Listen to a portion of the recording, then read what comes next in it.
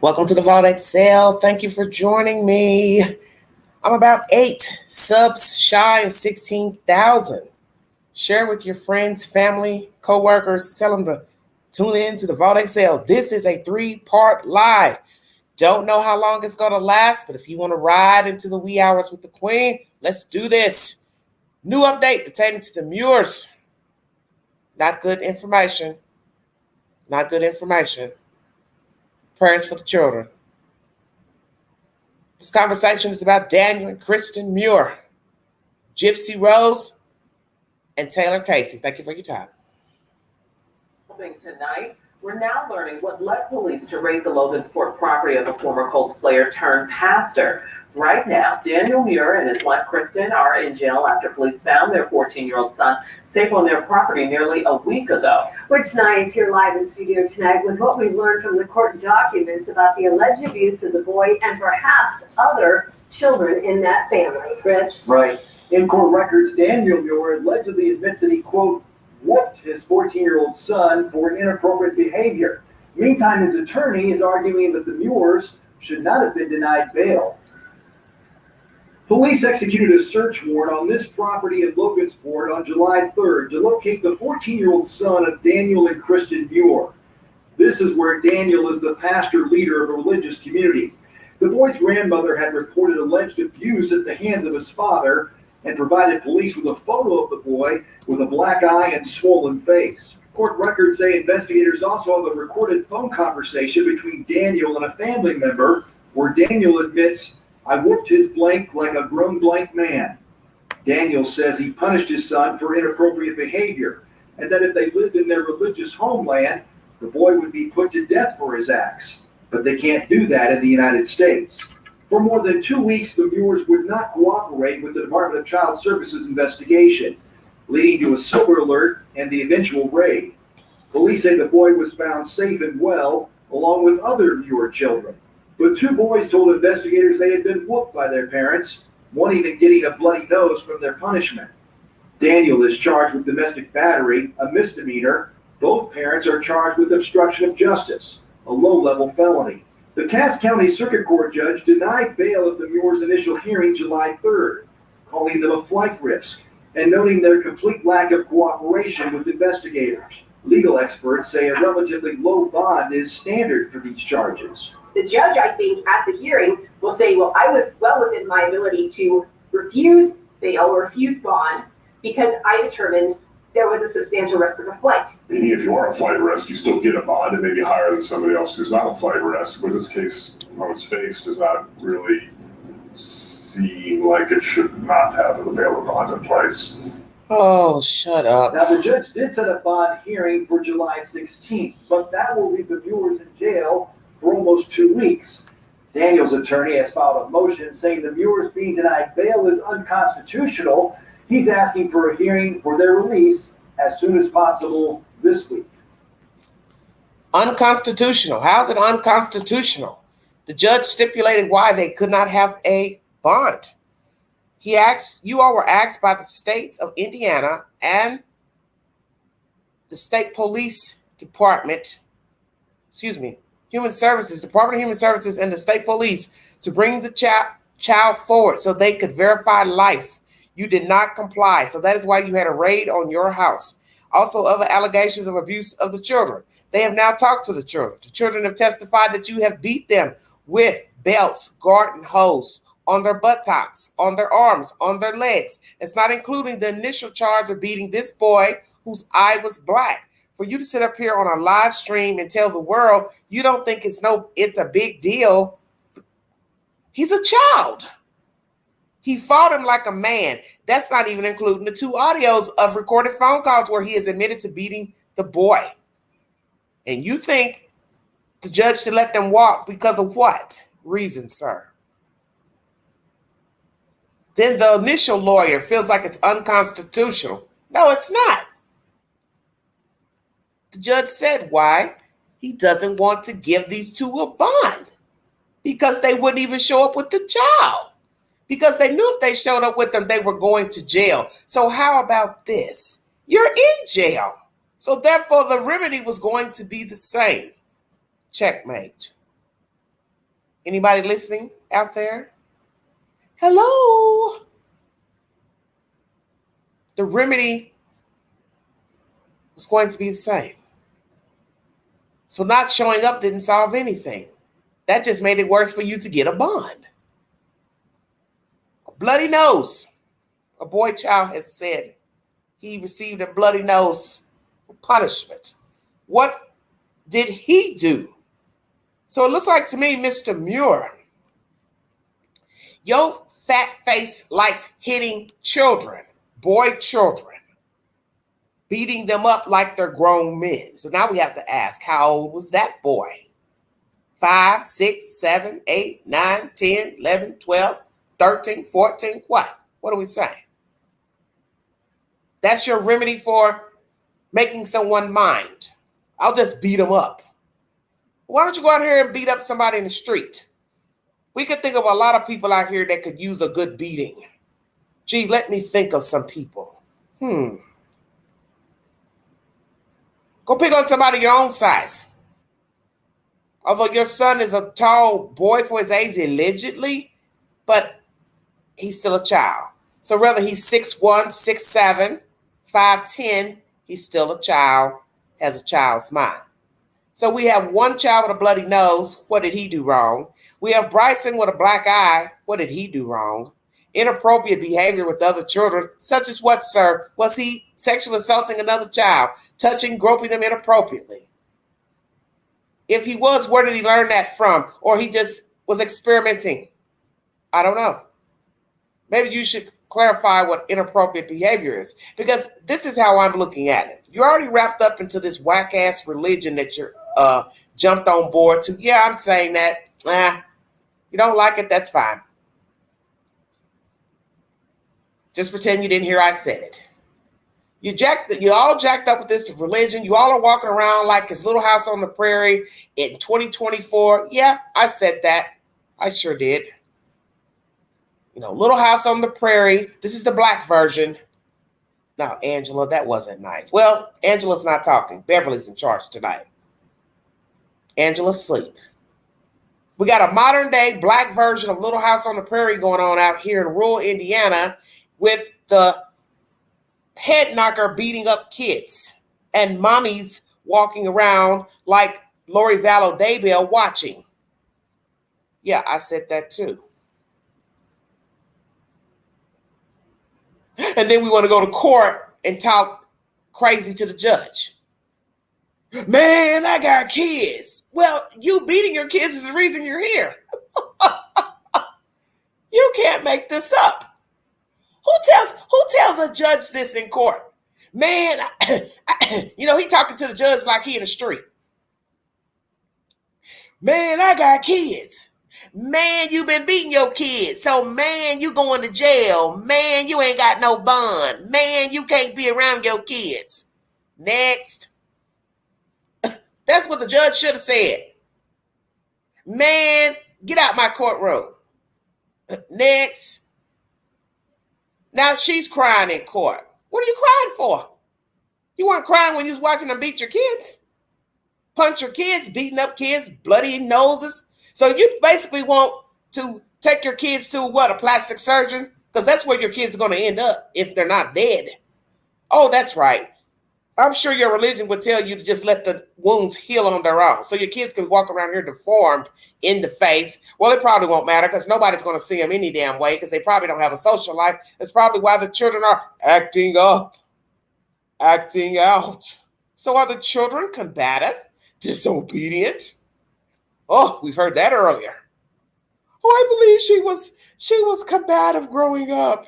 Well, if you had a mother using you and abusing you, you'd probably act out too. You got a mommy and daddy abusing you, you'll probably rebel. Stay woke.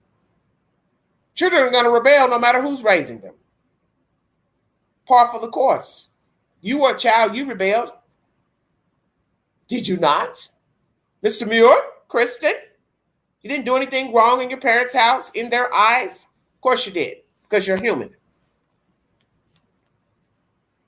But nobody has the right to be beating up on kids.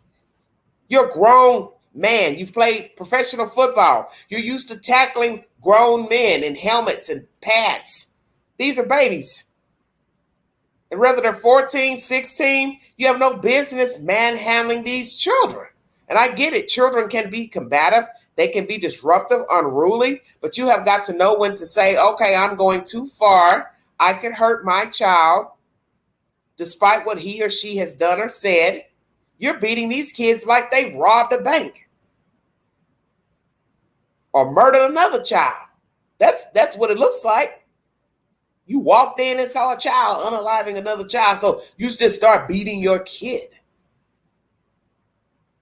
They have no respect for the law of the land, respect for human life. That's obvious. You could tell the attitude when he was walking out the corridor from court. Mr. Muir was throwing his hands up. Guess he was angry that the camera was there. Well, sir, the camera wouldn't be there if you weren't there. It kind of goes hand in hand.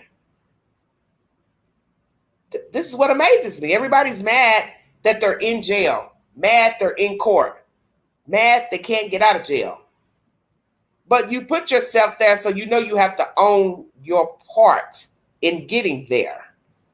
And the judge had every right to not give you all a bond because you were asked one simple task and you couldn't do that because you don't want to follow the law of the land, but you want to do like most radical Americans. You want to live on the land, but you don't want to pay the due bill to live on the land. You want to do what you want to do because you're breathing. Well, it doesn't work like that. If that's the case, all of us would just go get us a piece of property and live out in the middle of nowhere if that's our choice and pretend not to obey the laws. And then use God as a crutch and pimp Jesus in the meanwhile for why we shouldn't pay our taxes, why we shouldn't pay the IRS every year. I'm just saying. Why we shouldn't abide by the laws. Well, I don't want to. I don't want to obey the law. I don't want to pay my taxes. Who the hell wants to pay taxes? You think I want to pay taxes? You think I want to pay taxes on this cheap shit that comes from China? Well, I don't. Everything in the store is cheap. Everything that's damn near made is made in China. You think I want to pay for the price plus the tax? I don't. But I don't have an option. Because I got to live. I've got to have soap, detergent, a chair, a lamp. Duh. It's the American way. Will the judge give these two creeps a bond next week? I say, please don't. I say, make them suffer. See, the one thing that man complains about the most is the one thing he really does not want taken away, which would be his freedom. And that is the old saying that free ain't really free. And you ask somebody who's had to live a horrible life, such as a slave, somebody in bondage who was finally free, but still didn't have any damn rights, then you'll understand what that saying means. That free ain't really free. Just like getting something free. Somebody might put up a sign and say, hey, we're giving away free gas on Saturday between 1 and 4. Well, you show up, but there's a long line 3-4 blocks. So free ain't really free because I now got to sit in line to wait to get the gas and pray there's still money available to get the gas. Do you see where I'm going? Somebody might be giving away free food, but you got to be able to get there to get it. Then you got to hope there's food there still left over. There's always a price to pay. It's just the way it is.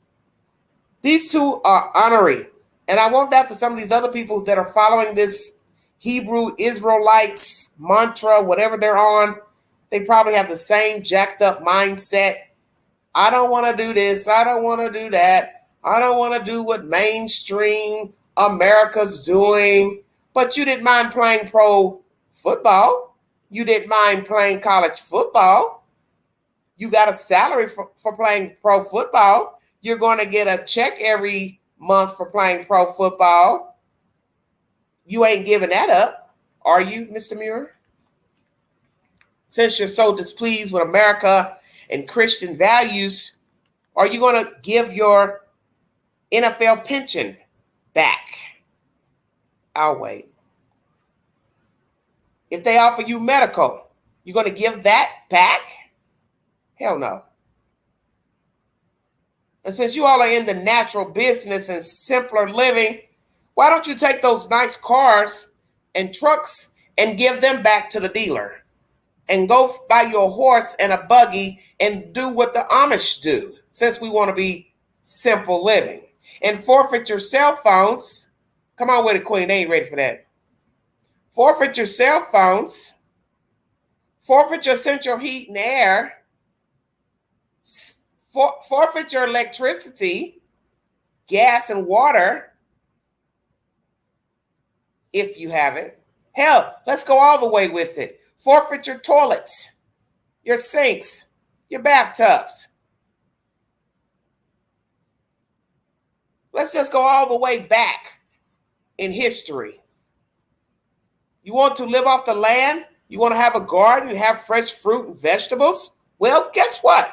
Back in the times when people were tilling the land, Mr. and Mrs. Muir, they didn't have pots and pans and stoves. Come on with it, Queen. They don't understand. Because see, talk is cheap. You want to go back to simpler times when you were brought over here illegally as a slave, your ancestors that you don't want to claim, because I think you're talking about some other ancestors that you know damn well you're probably not related to, but we're just going to role play with you. Let's go back to a simpler time when there wasn't a damn stove in the 1500s, 1600s. There was no refrigerator. There was no car. Ting, ting, ting, ting, ting, ting, ting. There was no central heat and air. So that big old kitchen, you all got all them women walking around, running around like rats, scurrying around. Give up the silverware, give up the pots and pans, give up the sinks, give up the electricity. Hell, just give up the whole damn building. And then come back and talk to us about simpler living. Because what they used to say, you're faking the funk on a nasty dunk. You're not really living simple. You're only doing 1% of what is considered a simpler life. Getting rid of a Gucci bag and a Louis Vuitton handbag. Come on now. Come on now. Queen just did that 2 hours ago. Putting fine designer handbags and pretty purses in a plastic tub to take to the dumpster. Whoever finds it, hell, they can keep it. But you understand what I'm saying? Getting rid of some Gucci slippers and some high heels, that's not really simpler living, now is it? Anybody can do that. Get rid of their fine duds. Sell them on Marketplace or take them to the Goodwill or take them to a consignment shop to try to sell them.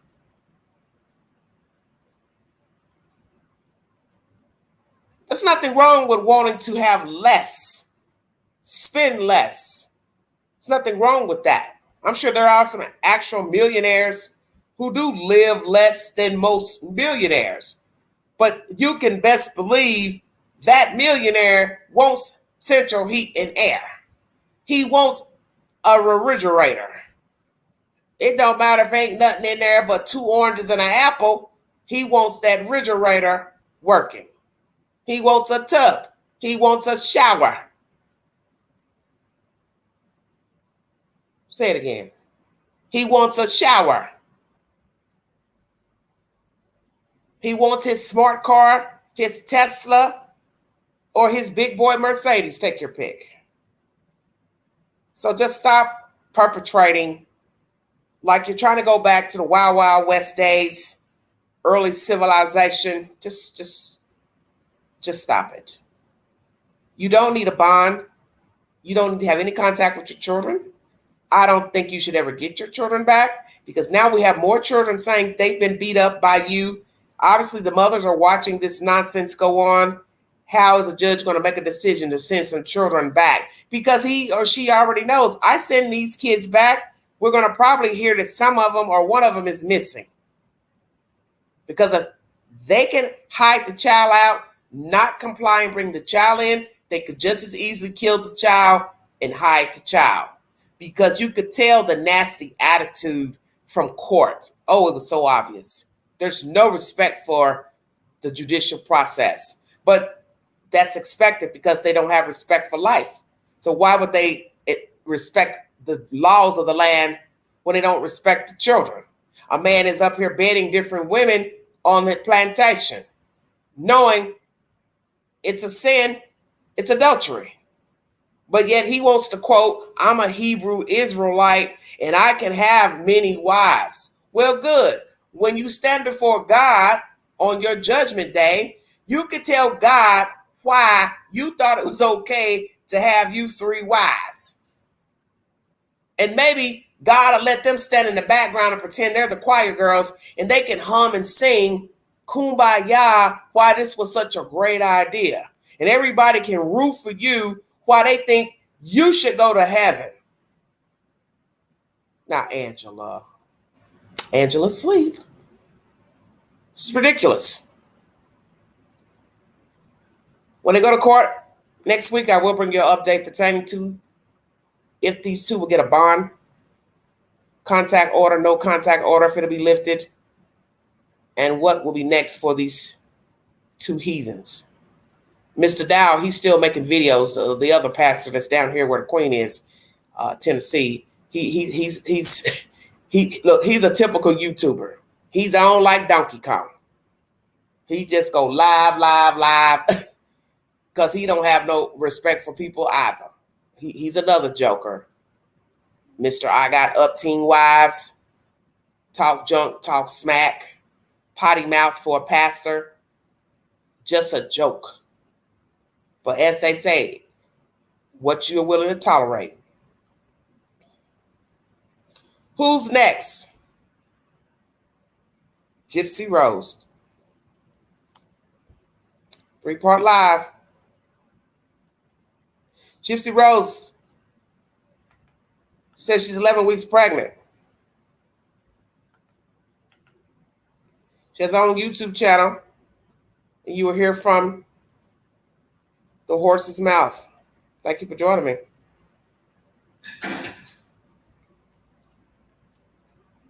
Brief intermission. Everybody's got to get that pay.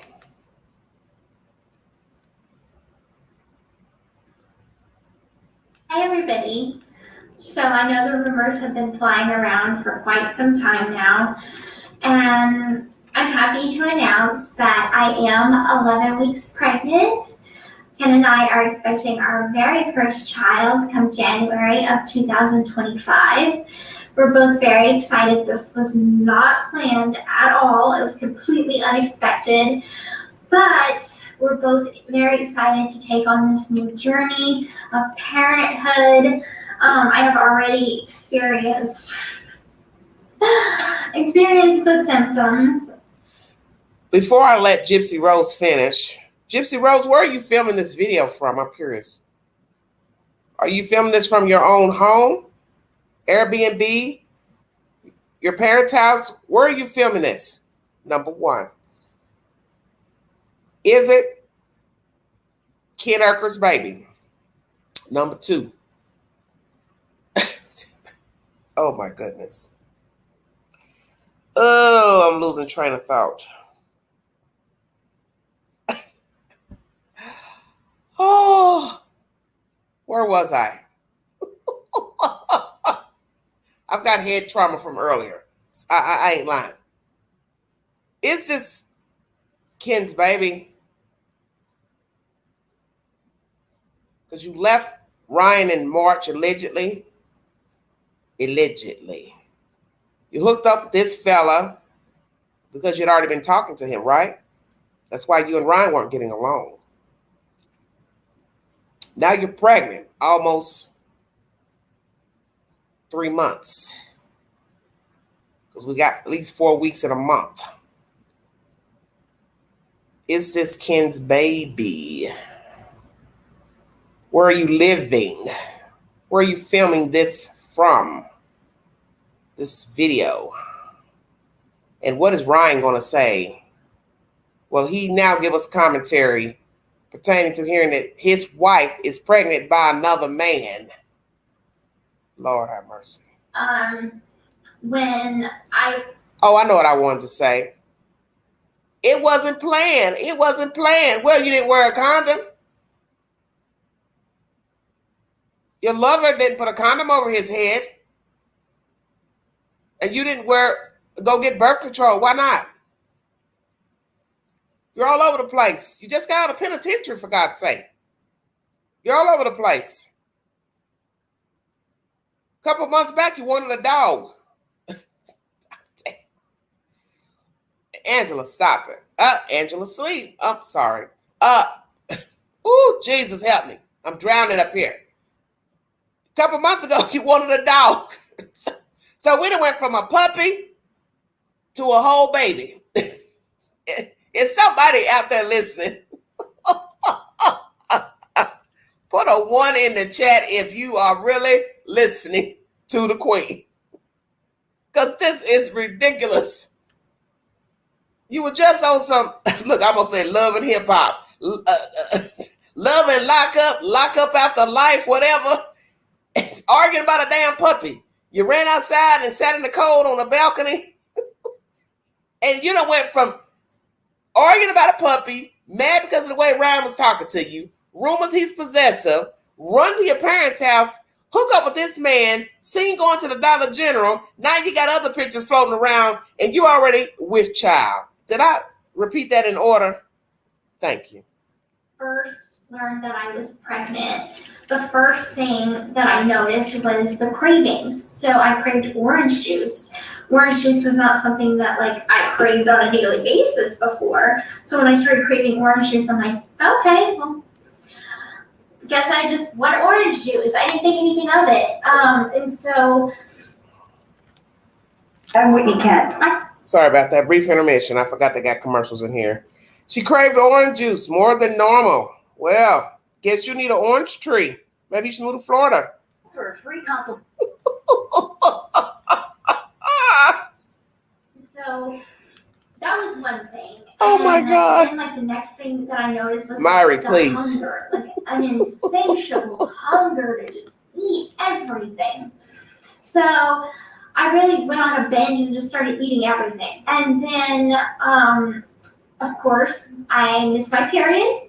And I didn't think anything of it because I had seen my OBGYN. Were any of you hungry when you first got pregnant? I'm just asking. I'm trying to think back.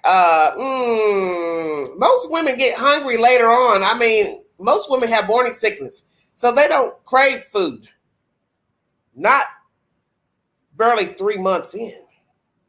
I don't think. Well, I guess every woman is different. Oh my God, I'm dead. Somebody help me, please. I can't with this. And I had tested my fertility, and she's like, we're probably gonna have to put you on fertility meds, or at least something to make you ovulate because you're not ovulating on a regular. So I'm like, okay. So I had that appointment was a month out. And so when I missed my period, I thought I was just having issues with ovulation. And it wasn't until I had texted with Ken, and he's like, have you taken a pregnancy test? And I'm like, no, I don't think I'm pregnant. I don't think it's that. And then I had taken a test, and it turned out positive. And so everything just made sense. But my pregnancy journey so far. So I have experienced crazy mood swings. Poor Ken. If he breathes wrong, I am just like, ah! And pregnancy is not easy with the mood swings. And he's been. As I said in my earlier live, please check out that live. It's well worth your time.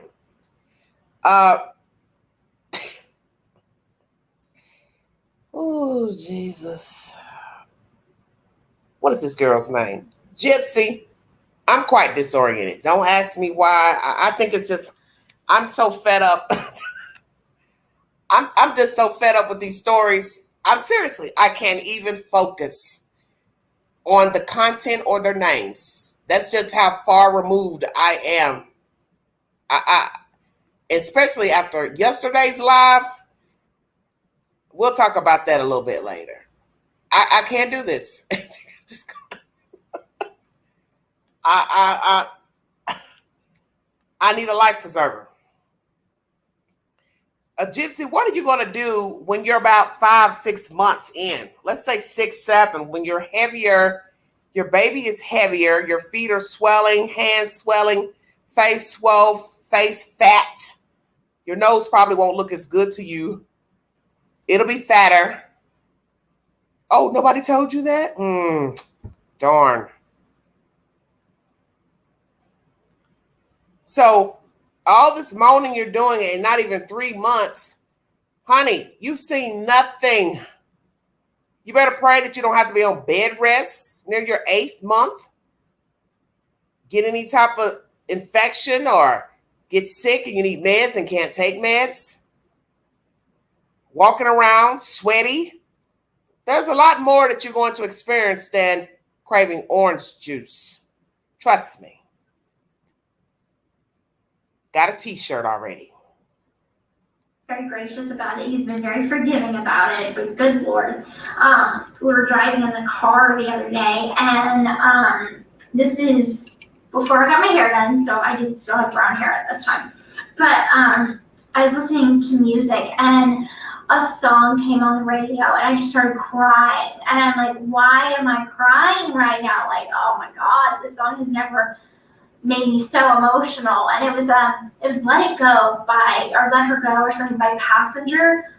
Good Lord. I was just in tears. I'm like, I cannot listen to this stuff. I can't do it. A lot of the other symptoms that I've been having is mild symptoms, everything that goes with pregnancy. Now, I'm wanting to say this, I've been actually very blessed to not have major morning sickness.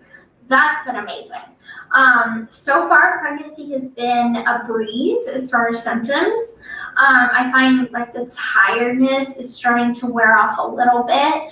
That was like the biggest symptom that I had saw with me, is that I'm always tired and sleepy. So that's been one thing that I've been dealing with. The rest is completely manageable. Like I said, Ken has been very forgiving to my symptoms. But the rest has been a breeze. And the baby looks healthy, happy. You know, it's still going to be a long journey.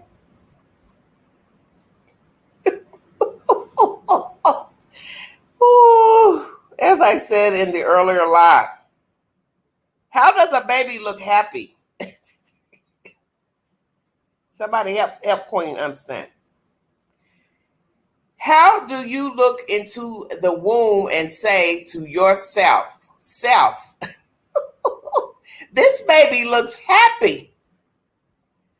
How in the hell can you say your baby is happy? You could say the baby is breathing. So far, we don't see any malfunctions, ma'am.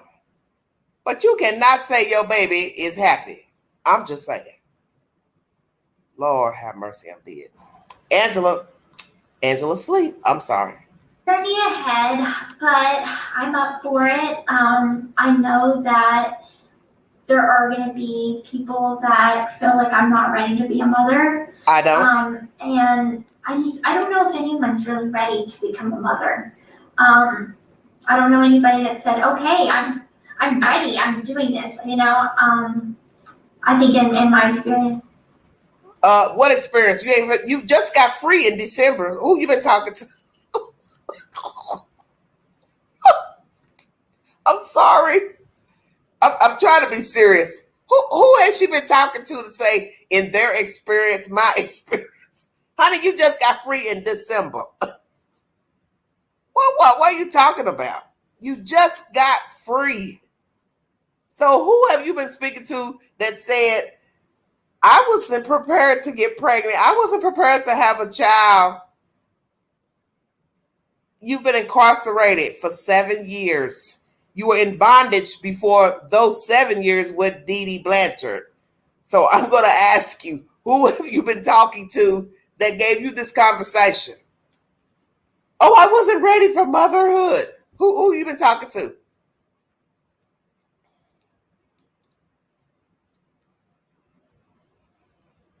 I'm just saying. Who have you been talking to? Gypsy Rose. Now, look how many views she has already on her channel. 310,000 views 13 hours ago. Those views have shot up. Okay? 310,000 views. So you've left Lifetime to come to YouTube.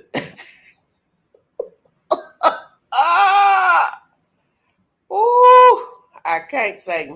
Everybody that I've ever talked to, they're like, it just happened. And so I feel a shift in myself.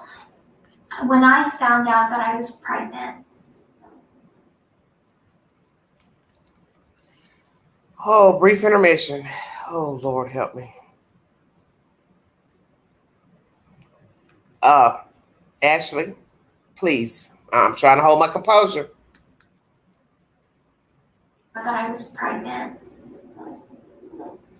none of anything else mattered. The drama on social media, the feud between creator and me and all of that drama just all faded. It didn't. Well, come over here to this side of the pond where they talk about true crime. You'll be 2 minutes from jumping off a ledge. I'm just saying. Not trying to be rude, but I don't know what's gotten into me tonight. I think I've had a very long evening. I'm still up, and I'm just trying to redigest this information from earlier. She has a shift in her. I don't really know what to say. But I'm going to say this. You sit here talking about creator and this. I don't know who you're talking about, yourself as a creator or somebody else creator. You're still on social media. You're still doing exactly what you complain about. You're still up here on a platform. Now you're a YouTuber. You'll be complaining about something else tomorrow. It'll be no different than what you complained about on IG, Facebook. You shut all that down. You are right back in the rabbit hole, and you can't seem to understand that. No, she wouldn't last 2 years. She wouldn't last no time over here. She's not going to last on her own platform. She's already got 310,000 views. You can only imagine what the comments are like. I already read some of the comments when it was way lower than 310,000 people who have looked at her content.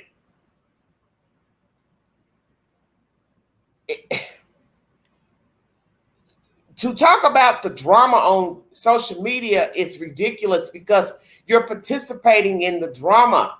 You're participating by reading the drama. Then you go to a camera and sit in front of a phone and talk about what Pookie said, Ray Ray said, and what you don't like. And I get mad when they talk about us. That was the shit we heard with you and Ryan. And what did Ryan try to tell you to do? He tried to tell you then when you were his wife and with him, even though you're still his wife, don't look at that stuff. Don't engage in that stuff.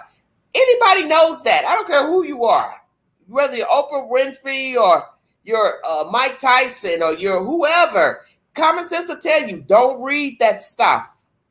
Because there's always going to be somebody has something negative to say. It's just the way it is. Even if you're not doing anything wrong that you think. Somebody has a comment. Somebody has a sly remark. I felt like when you first got out, you liked this.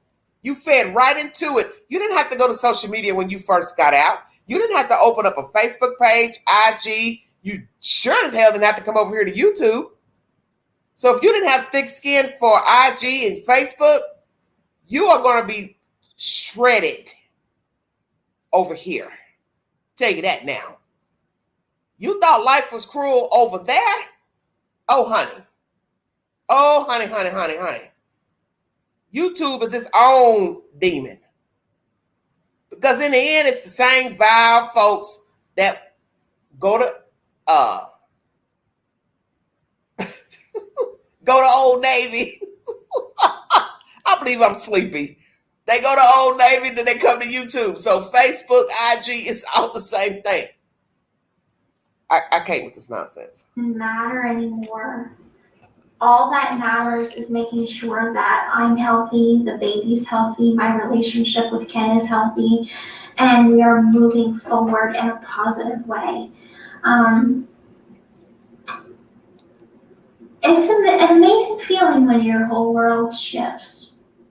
And suddenly it's not about you. It's not about anything other than the tiny little life that's inside you. So you had to get pregnant to appreciate life. Interesting. Which most people say, well, Angela, that's a good thing. Beverly, that's a good thing. Well, I feel like this. She don't need to be pregnant. So she should have been able to see this realization without having to get knocked up. That's just my personal opinion. A person that is running like the one runaway bride should not be with child. Because if you couldn't even last 6 months with Ryan, who's to say you're going to make it 6 months with this other guy? This is the same guy that left you in prison. And somebody in the comments under her video said, he left you at your lowest point. That's probably the best comment on the video, under her video. He left you at your lowest point because he thought you were cheating. And he had to have gotten that information from your wagging mouth because Ken wouldn't know what's going on in prison. He don't know what's going on in your cell. You told that. So that tells me a lot about your mindset. Even then, you're messy. You're messy as hell. And now you're free. You will be messier. And you all wrapped up in social media and you was all worked up about what people were saying when you didn't have no business going to social media. Why even run to it? So it's like some people feel like you craving this. You like this nonsense. You like this negative attention, but then you complain about it, but you steady run and gravitate towards it. Just like right now, you got a YouTube channel. So somebody's going to say the same thing. Okay, well, what are you complaining about? So now you're going to say, well, nothing matters now because I'm pregnant. So if you weren't pregnant, what would your mentality be? You still be wrapped up into what people are saying on the YouTube channel, Facebook, IG? I'm confused. It took getting pregnant to realize there's more to life than what people are saying about you on social media. Jesus, well. That you are now in charge of protecting, and that little tiny life is a baby, a little tiny human that's yours, and that you have to make sure that you protect, you love, you take care of, and all of the things that I wished I could have had when I was little.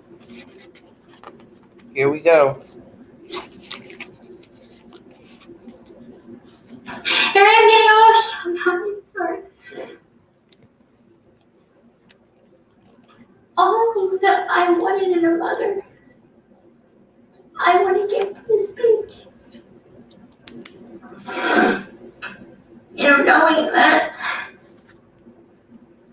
I am a mother now,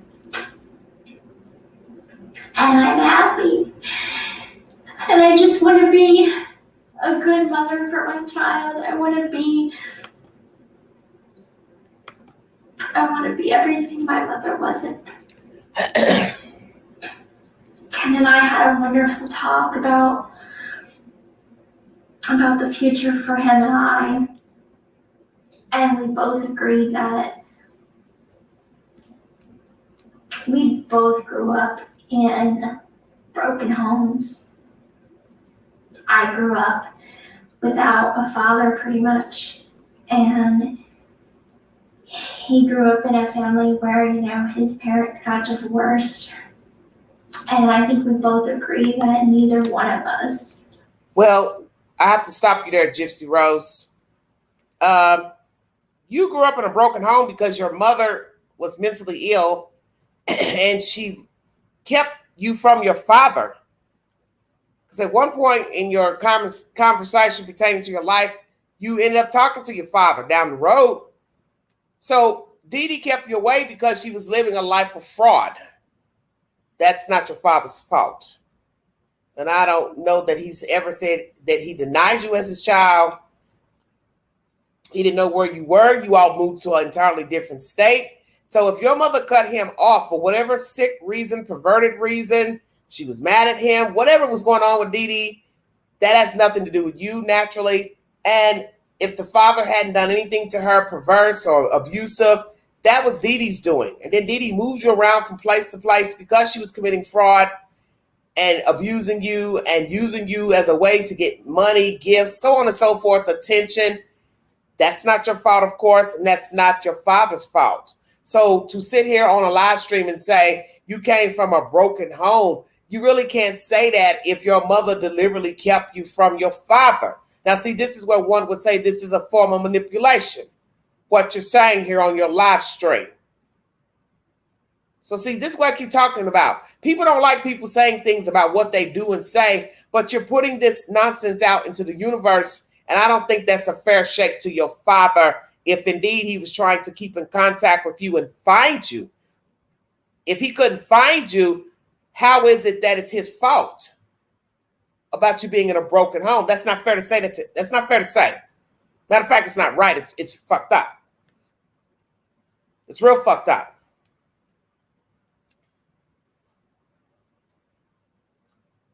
That's not fair to your father to say, oh, we both have something in common. We came from broken homes. I don't think your boyfriend Ken had your life where he had a mother sick and demented and using her child as a puppet to get attention. Dee Dee is a psychopath. She was a psychopath. She had some serious jacked up issues. And I won't doubt that whatever happened between your father and her is probably the reason why she became the way she became, clingy, possessive, and sick in the mind, making you sick and doing all these crazy things. Because we know that trauma breeds trauma. But don't try to make it seem like your daddy walked out. Because if we don't have proof that he walked out, left you with Dee Dee, and don't do that. Because so far he's been right here when you got out of prison. In my understanding, they visited you in prison. So if he was a deadbeat dad and didn't want to be in your life, he wouldn't have been visiting you in prison. He wouldn't have been talking to you except and collect calls. And that's a low blow. Wants our child to be in that kind of a situation. With that being said, it doesn't matter what we go through, him and I. Whatever we face, we'll face it together. Because we have a baby now. We have something that's bigger than either one of us. So whatever comes our way, whatever arguments we have, whatever drama gets thrown at us on social media, we're going to stick together. We're not breaking. See, this is how you know there's something wrong with her. That's why it's always best to listen. My father taught me that. You'll hear me mention that a lot in my live streams. My father always told me to listen. Always listen first.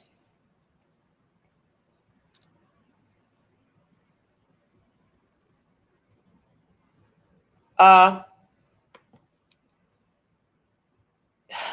Lord. You are married, ma'am, to Ryan Anderson. So what you're saying right now in this live stream makes no sense. Whatever social media throws at us, see, that's your problem right there. You are committing a sin, adultery, and the only thing you're saying in your conversation, besides wanting to be a mother, get what you didn't get from Dee Dee, fight obstacles, blah, blah, blah, social media. Why are you so concerned with social media? That should be the least of your concern. You see, you are running from yourself. It all makes sense now. This is the issue you had with Ryan, if I'm not mistaken. One of your issues. And now you're over here spinning the same game, whatever social media throws at us. You all aren't in the world with other people. So it shouldn't matter what they're saying. You're talking about imaginary people you do not know. They don't know you. I don't know you. What do you care about what we are saying on social media? See, that's your fucking problem. If you would sit the fuck down somewhere and be still, nobody would have anything to say bad about you. Now, flip side of that, of course, people are going to have opinions because you help somebody kill your mother. People say you groomed that guy, you used him, whatever. Everybody's entitled to their opinion. But the point is, when you got out of prison, you did not have to be public. That's the point. And now you have left Ryan because you all had an argument. He said something you didn't like. And now you've hooked up with the same person that left you in prison. Ken left you in prison. And somehow he got reconnected with you when you got out. So one of your little croony relatives, friend, best friend, mediated the hookup. And you've been talking to him while married to Ryan, which was wrong. So I don't know if you still had feelings for Ken, but what you should tell yourself is Ken left me when I needed him most. So whether you were physically attracted to him, whatever, you didn't know Ken. And I think you're part of the reason why Ken left you. Because Ken didn't know what the hell's going on inside of prison unless he heard it from you or he heard interviews or conversations of you talking about other men. So that's on you. Because he's not a mind reader. And I doubt he's hired somebody to be a snitch in the damn prison. You're messy. I see right through you. I try to have empathy for you because of what happened with you and Dee Dee. Naturally, I will never blame you for what happened with you and Dee Dee. But where I have a problem is your behavior right now. I don't like your attitude. I don't like your fucking attitude, the way you talked about Nick. You were very callous. I did my time. Yeah, we know you did your time. And you are free because that's the sentence the judge gave you. 10 years in the court side, prison side to let you out. But it could have been a longer sentence because we do have states that will give the orchestrator life or a heavy sentence for orchestrating the crime, even if they didn't put their hands on the individual. So you got off real lucky. And the only reason why you got off lucky is because who Dee Dee was. Dee Dee was a psychopath and she groomed you. And naturally that was not your fault. But the thing you don't understand about life, because you've been locked up and under Dee Dee's spell, when you become an adult, people really don't care about what you went through. There are people right now who don't have no empathy for you. There's still people right now thinking that you were with the scheme with Dee Dee, all of that. But like I've told some people earlier during the live, I can't blame you for that because you were a child. You were a child. And if adults can go along with schemes with adults, why are you all not having sympathy for a child doing it? A child is a child. Can't blame a child because their mother is sick and using them. Come on now. Where I have the problem is who you are today as an adult. And you don't seem to have any empathy for Nick when you're the one that took this scheme to him to kill your mother. And yes, you could have left, but you didn't. So I wrangle with that. My spirit wrangles with that. Why you didn't leave? Because you did leave out that house 2 times to our knowledge. You left. And then we have to also remember you've been born with a liar, living with a liar. How much of what you've told us is the truth? But like I tell people, you can't bank on that and worry yourself about that because she was groomed by a liar. So if she was to lie about certain things, that would be expected too, because her mother was a liar. Because we are a family now. And as unconventional as this relationship and this child may have came from, I couldn't be happier. And this is a blessing. I found my freedom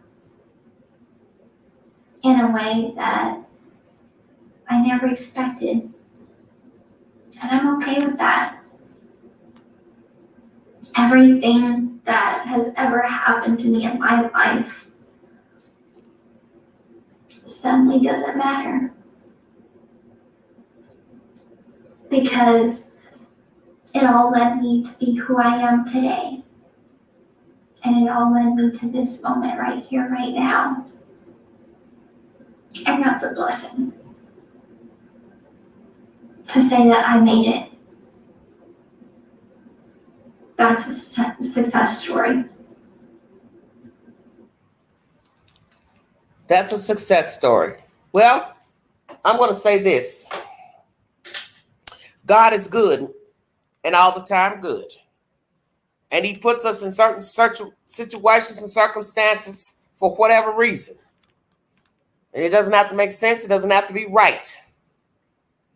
But what I have to say to myself is that I don't know what happened with Ryan, okay? I'm not upholding Ryan. I don't know what happened. I'm going by her own actions, demeanor, and her conversations because that's all I have to bank on. Something is off here, like always. You just ran from a man because of whatever you all were discussing that you did not like. Who's to say that you get over here with Ken and it's the same game? You're already crying and moaning and ain't even a full 3 months pregnant. 4 months pregnant. About you don't like the way he breathes, this and that. Yeah, because your hormones are all over the place when you become pregnant. That's why I'm saying, you moaning now, you ain't seen nothing yet, honey. The way you did him is foul, Ryan. There's a way of doing things. That's my point. So to sit up here and talk about a blessing and this and that, and I'm in the place where I am for a reason and woo, I have a problem with all of that. Because the way you talked about Ryan on TV interviews, you made people think that everything was so great and you were happy and he's what you wanted and you were tired of people saying ugly things about him and you on the internet. It's to me like a facade, a dream, and it's like, where are you going with all this? Because you were just happy a few months ago with Ryan. Then all of a sudden, you all have a fight. He says something you don't like, and then you go run to your parents. You were still talking to Ken all this time while living with Ryan, which was wrong, and then you hook up with Ryan. And I won't doubt you were fucking and screwing while living in your parents' house, meeting him where? At a hotel? So where are you living now, and where did you film this video from? Because it's obvious you're echoing, so you're somewhere where it's not a lot of stuff in the room. Where is the money you got from Lifetime? Are you over that money or your parents over that money? Just ask it. Will she get a spinoff for now being pregnant? I won't doubt it. Somebody's going to come and say, hey, we need to make a video, make a TV series. See, where I have a problem with her, it's like I said it. It's something about her that ain't right. Her attitude towards Nick, I don't like her attitude towards him. When you're the one propositioning this boy to kill your mother, and then you get out of prison and you act like, well, I've done my time. It was just the way you were so snide during that interview. I done my time. Oh, okay. I wish him the best. Okay, bitch, really? And the fact you want alimony from Ryan tells me a lot about who you are. You don't have any right to ask him for alimony when you just got a lump sum of money from Lifetime to do a documentary. You have only lived with Ryan barely 3 months. 3 months. You left him in March, allegedly. You got out of prison in December. Count the months. How does he owe you alimony? And then he has proof you were talking to Ken shortly after getting out of prison while living with him as husband and wife. He doesn't owe you nothing. That's my personal opinion. And even if she didn't do a documentary, even if she didn't make any money from any TV series, books, whatever, I still don't feel like he owes her anything. Because the time he was married to you, the longest, you were incarcerated. And the fact you have come out, ran to social media, moaning and crying and shit, then you've hooked up with somebody shortly after getting out of prison while married to him, I don't think that's going to show favor to a judge. But as we have learned, it's all up to the judge to decide. But it would be fucked up if Ryan has to pay her alimony. And the fact that you are now with child while still legally married, a judge would be a fool to award you alimony. Hell no. Hell no. Is this Ken Urker's baby? Let's go to the Queen's community page. Take the post. Thank you for joining me. We're going to go over the post pertaining to this dirty situation going on.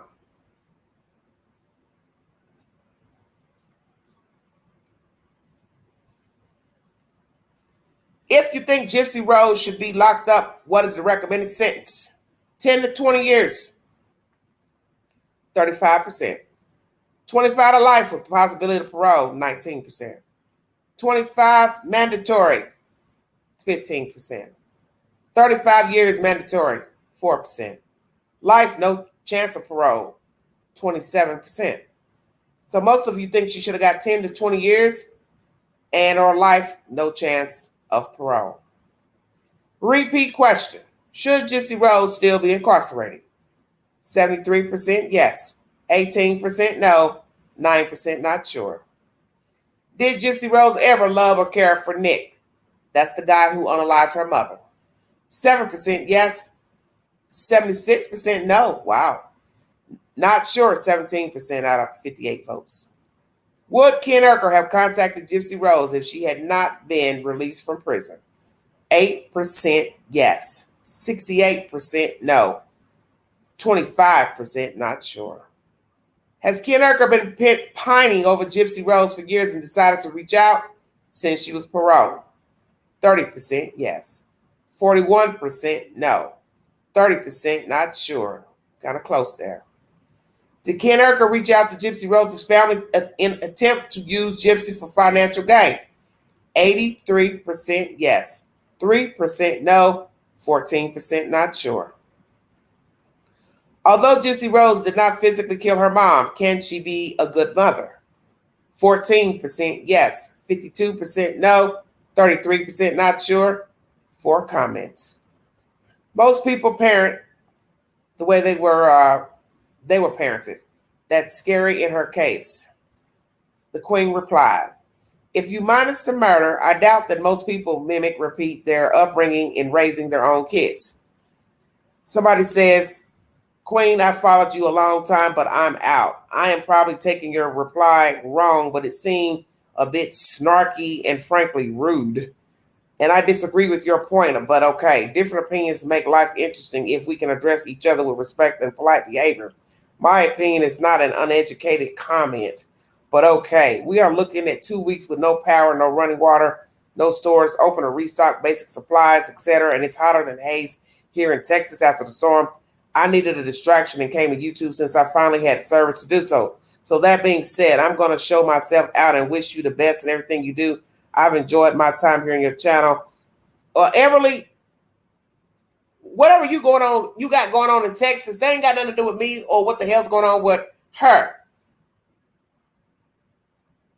What I'm saying is what I just said. You can't say everybody lives their life according to how they were raised, because we don't have a poll to say most people live their life according to how they were raised. Everybody don't live the way they were raised. So I can't agree with that. So if you don't want to watch the network, I could care less. Once again, this is what I'm talking about. The psychoticness of commenters. I don't have to agree with you. I don't have to agree with you. You can't say that everybody who had a bad life mimicked their parents. You can't say that. You don't have no way of knowing that. There are a lot of people who've had horrible parents, cruel parents, were abused, tortured. That does not mean they grew up to be like their parents. So there's no way I'm going to sign off and say, yeah, that's true. Because it's not true. There are tons of people who've had horrible parents. They don't act like their parents. They may have a few quirks, but just because they were beat up by their mother don't mean they went and beat up their kid. Their parents molested them. That don't mean they went and molested their children. So hell no, I can't agree with that. Because that's a profiling and saying, no different than saying all Mexicans do this, or all white people do this, or all black people do this. It's no different. It's the same damn thing. How's it different? It's not. That comment saying because a person was reared in a negative way that they would rear their child the same way, that's no different than saying, all Jews are greedy for money. All black people rob and steal and hold up banks and convenience stores. All white people are messy Karens and Kens. Yeah. So hell no, I'm not going to sign off on that.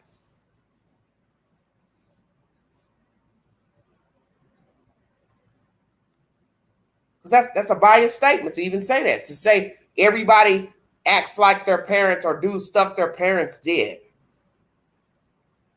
You hear tons of stories where people say they grew up a certain way and they don't do that what their parents did. They may have grown up Catholic, but now they are Christian, or maybe not even believe in God. They had parents that were biased, racist, but they didn't grow up racist. You're talking about millions of Americans. So how will we know how everybody was raised and that they are mimicking what their parents did? There's no way you would know that. Come on now. Damn, the ignorance of it all.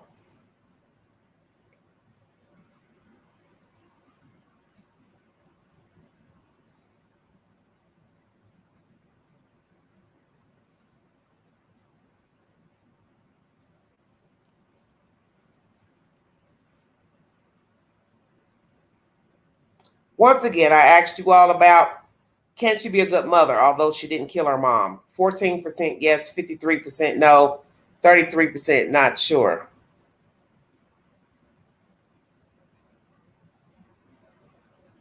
Did Gypsy Rose's stepmom meddle in she and Ryan's relationship? 65% yes, 10% no, 26% not sure.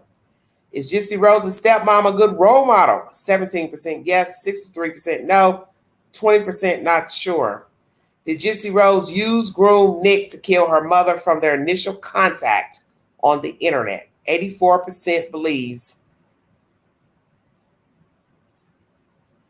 that she groomed him. Wow, from 32 votes. The first initial contact. 6% no, 9% not sure. Did Gypsy Rose get pregnant to replace the love she never got from Dee Dee? 43% yes, 20% no, 37% not sure. Did Gypsy Rose plan to leave Ryan soon as she got out of prison? 85% yes, 7% no, 9% not sure. Did Gypsy Rose get pregnant for attention? 74% yes, 10% no, 16% not sure. Since Gypsy Rose was convicted of second-degree murder of her mother, should the judge have banned her from profiting from the crime? 89% yes, 4% no, 6% not sure, 2% don't care. Should judge have banned Gypsy Rose from social media due to earlier admissions posted to her Facebook book about murdering Dee Dee? 73% yes, 13% no, 11% not sure, 4% don't care. Those are the questions pertaining to her. And I also have more shorts to make, probably about 20 plus shorts. So look forward to seeing those by tomorrow. Was Ken Urker Gypsy Rose's first love? 14% yes, 59% no, 27% not sure. Now that Gypsy Rose is pregnant, will she and Ken Urker last? 1% said yes. 83% said no, 16% not sure out of 110 votes. Did Gypsy Rose really love Ryan Anderson? 5% yes. Wow. 85% no, 10% not sure out of 131 votes. Micro Kimmy says he was terrible to her. I couldn't stand him. I would have left him so quickly. That possessiveness turns violent every time. So I replied, I don't know. I wasn't there, but Gypsy is a runner, so she obviously can't handle problems.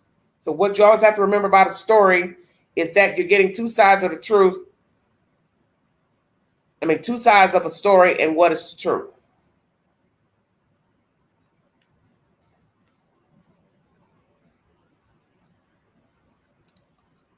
Well, what difference does it make about her IQ? Help me understand. Anybody with sense knows she still has the mind of a child.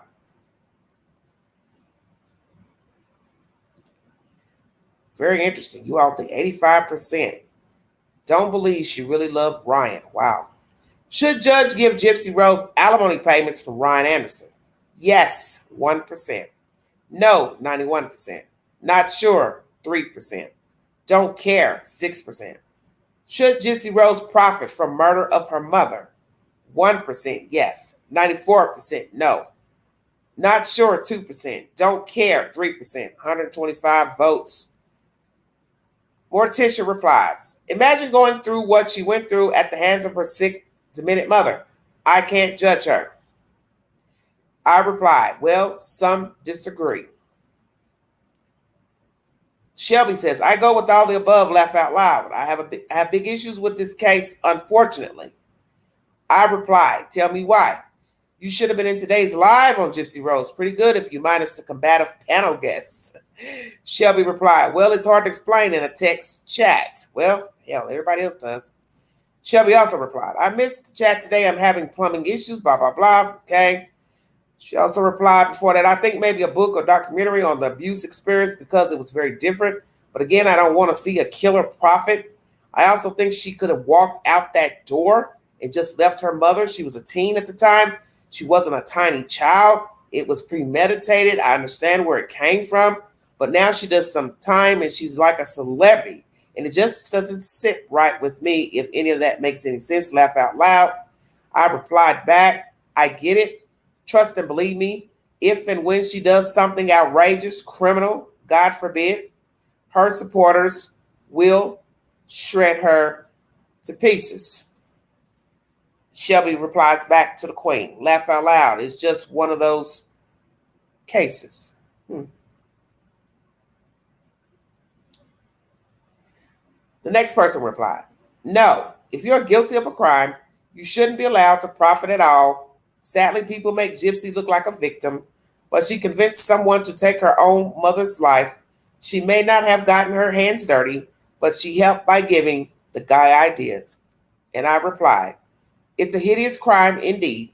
The perception of who was mentally distorted will always be the issue for both.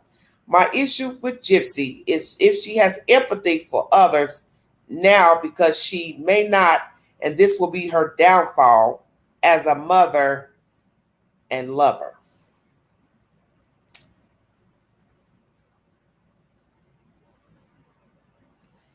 Gypsy Rose claims she's 11 weeks pregnant. 5 comments. Oh my. Next person. Oh boy. Margot says, to be quite honest, beautiful. I wish her well. None of us have any idea what she went through as a child. The only thing I dislike is that she brought her boyfriend at the time to kill her mom and didn't do it herself. She's served her time. So I replied, she's grown. I sympathize with her past. Don't condone the murder, but I feel she has no empathy for Nick, which is dangerous now that she is free. Also, schmoozing with Ken while married, running off with hubby to hook up with Ken while at parents' home, asking for alimony and now pregnant with your lover's baby. This is a chick with no soul, and I expected her to have jacked up ways from Dee Dee, but damn. Chill for a second or two, geez. Mystified, Margot replies, oh, I didn't know all of that. I've not watched anything since she's been out. Have a lovely day, evening, gorgeous. So that's why it's best to get a little information about a person before forming an opinion pertaining to a person.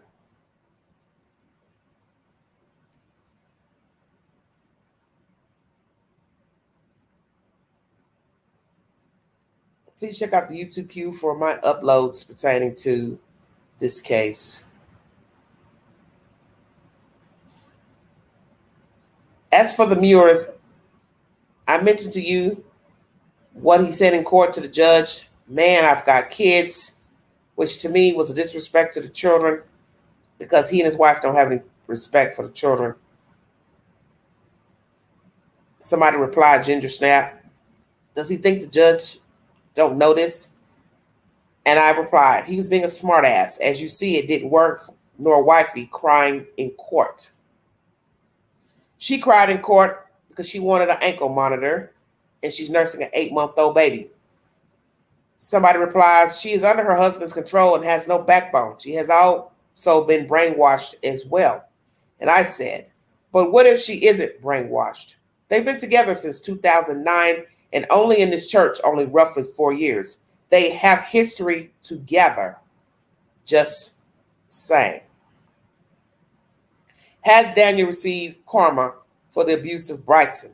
32% yes, 68% no, 10 comments. Ginger Snap, no, praying for justice to be served for the children. I replied, ditto. Somebody else replies, Gigi says, not yet. Froggy says, basically she don't know the case. So I go on telling her about the channel and everything, what to do. Somebody else also said they didn't know about the case, which I don't understand because I talk about it all the time. The rest are questions I've asked you pertaining to other situations. Feel free to check out my community page for the said information. Next subject.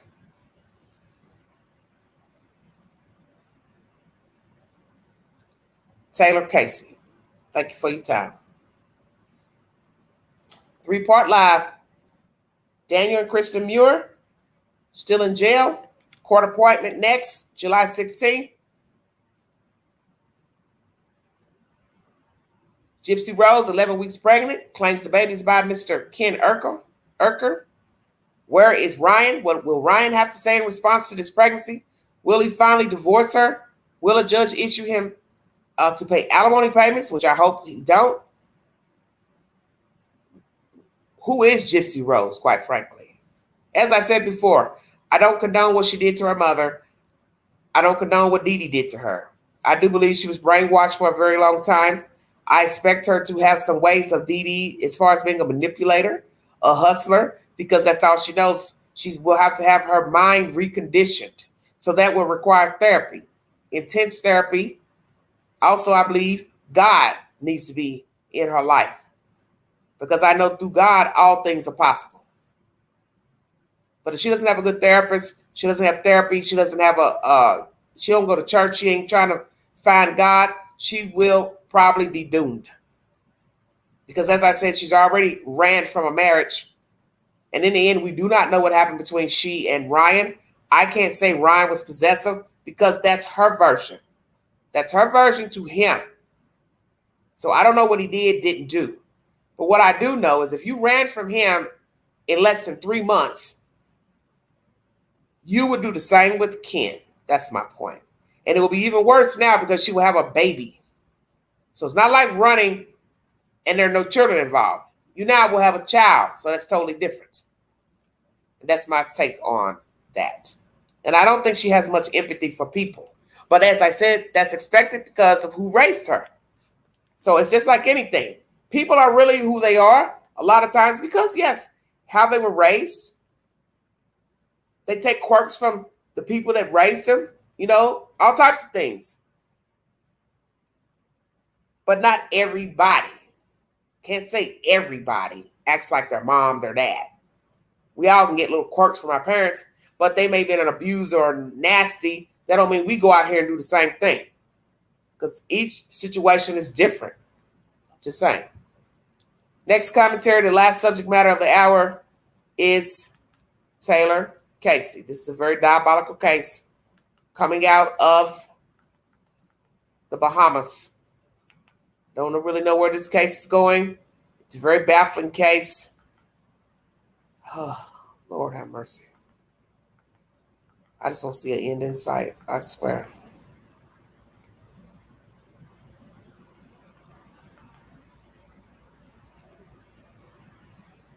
Taylor Casey's mom, Miss Collette, suspects discrimination pertaining to her child who is missing in Nassau, Bahamas.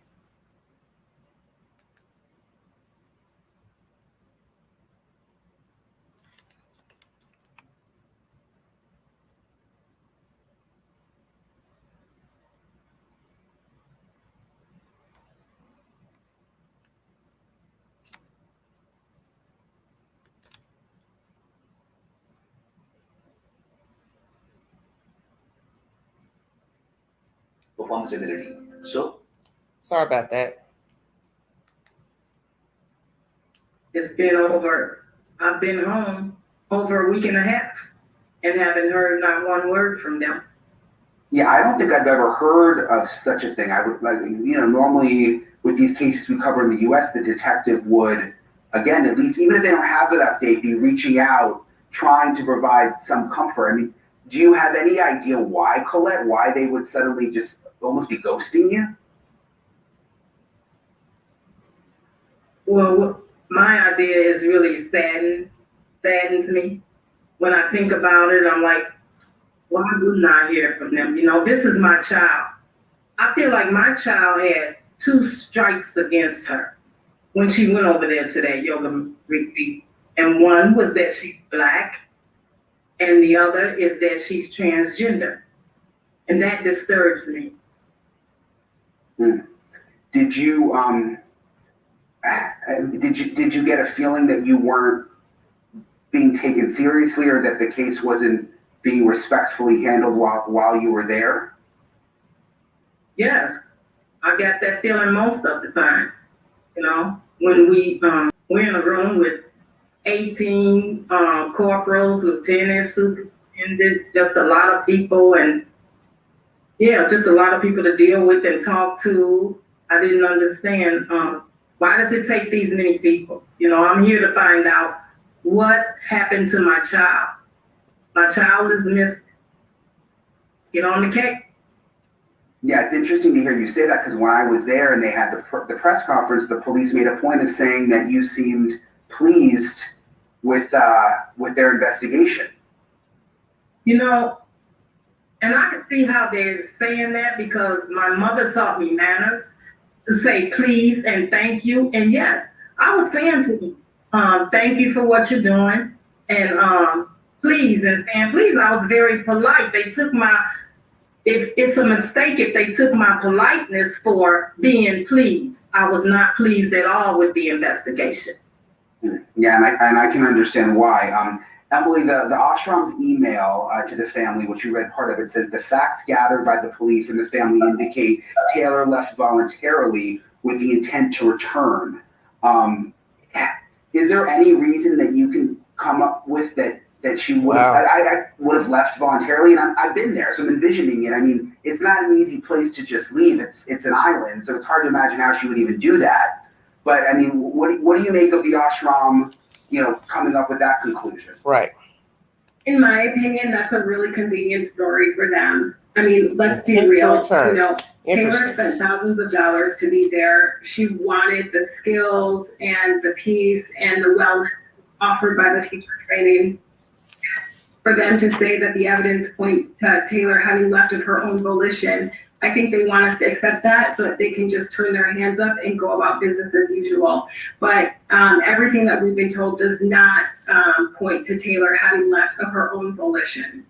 What do you make, Colette, of the way the Ostrom has been responding? Because I've interviewed you several times now. I mean, you haven't specifically said that you think the Ostrom is responsible for anything in terms of her disappearance, but just that they weren't quick enough to act, there weren't missing posters, but they went as far as to like claim defamation based on some of your interviews, which isn't something I've ever really seen happen before during an active missing case like this. I mean, what did you make of their response, Colette?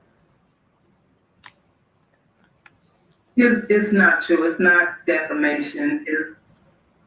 It's just what they didn't do. I mean, my child had been missing 5 days before they even put up a flyer with Taylor missing on that resort, you know, and they didn't inform the other classmates, the students, that Taylor was missing. I don't understand that. When someone goes missing, everywhere else I've seen, it's reported everywhere and instantly. And I think I read in one of the reports that they reported my child missing in the afternoon. No, it was not in the afternoon because they told me to wait till after dinner time. And it wasn't until like 8, 9 o'clock that they even went to the Rural Hamas police force. Emily, what do you think needs to happen now? I mean, Colette's not getting any updates from the police. The embassy said that they were assisting, I think, initially. I mean, how does this move forward? Well, you know, number one, I don't know how the embassy could co-sign this investigation. You know, we've said from the very beginning that the Royal Bahamas Police Force has said that they are working with the FBI, but we have been told multiple times that they are not working with the FBI. Rather, the legal attaché at the embassy has observer status to the investigation, that the Royal Bahamian Police Force needs to invite the FBI to actually investigation. And that's what needs to happen. And that's why we're calling on the U.S. government to lean on the State Department so that they can encourage the Royal Bahamian Police Force to actually invite the FBI so that there is a real investigation. Thank you for watching. Go to newsnationnow.com to find NewsNation. Well, let's chop that up. Oh, Lord, this is a crazy case. She left on her own to return. What makes you think she left?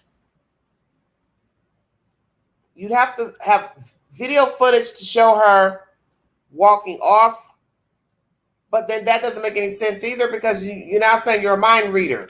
So have you shown her footage of her child moving about on the property since she got there? Because I don't know if she killed herself unalive by another human, went into the town to meet somebody, friends, they all went for drinks or at a party. I don't know. So to say she left on her own, did you explain to her why you came to that conclusion? Because that's open-ended to just say she left with the intent to return. What is it that you know to say she was going to return? That makes no sense. That makes no sense at all. So, ma'am, did you ask them, well, what evidence do you have to show that my child was planning on returning? We hear that the passport is missing. The police has her journal. The phone was found 50 so feet into the water. What does the phone reveal? We find out it doesn't reveal much. The scent dog picked up a scent in her tent. That's it. It don't lead anywhere. That don't make no sense. And let me tell you why that doesn't make any sense. Because you're now telling us that she was supposed to be coming back. So what are you saying? You got video footage of her leaving? And that's why the scent dog don't go nowhere else? The scent should leave wherever she last put her footing. Please stop this nonsense. This is stupid people talk. You can't say the dog only hit on the tent, but he didn't stop and go nowhere else. And then you say in the same breath, oh yeah, by the way, we know that she left, but she was coming back. But then the scent should have went at the last place where she last exited from the tent. So does somebody know what happened to this lady and they don't want to tell it? Are we talking about patrons, staff members of the ashram? Somebody knows something, because this doesn't make any sense. This new information they want to give us to say, oh, she left, but she was coming back. Oh, the dog picked up on her scent, but the dog don't take the trail nowhere else. That is idiotic. How can a scent dog just have her scent in the room, but it don't take you nowhere else? I never heard of such. Are they telling the truth? Because that doesn't make any logical sense. The dog scent is just at the tent, but it don't lead us nowhere else. This is bullshit. This is utter bullshit. ABC7 is the next source. Thank you for joining me.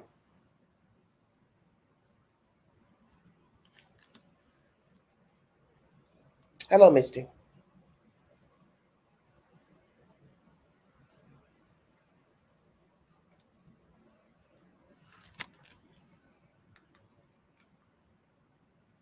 New at 6, police in the Bahamas giving an update today on missing Chicagoan Taylor Casey. Previously, police had said they found Casey's phone. Now, we've learned officers found the phone in more than 50 feet of water.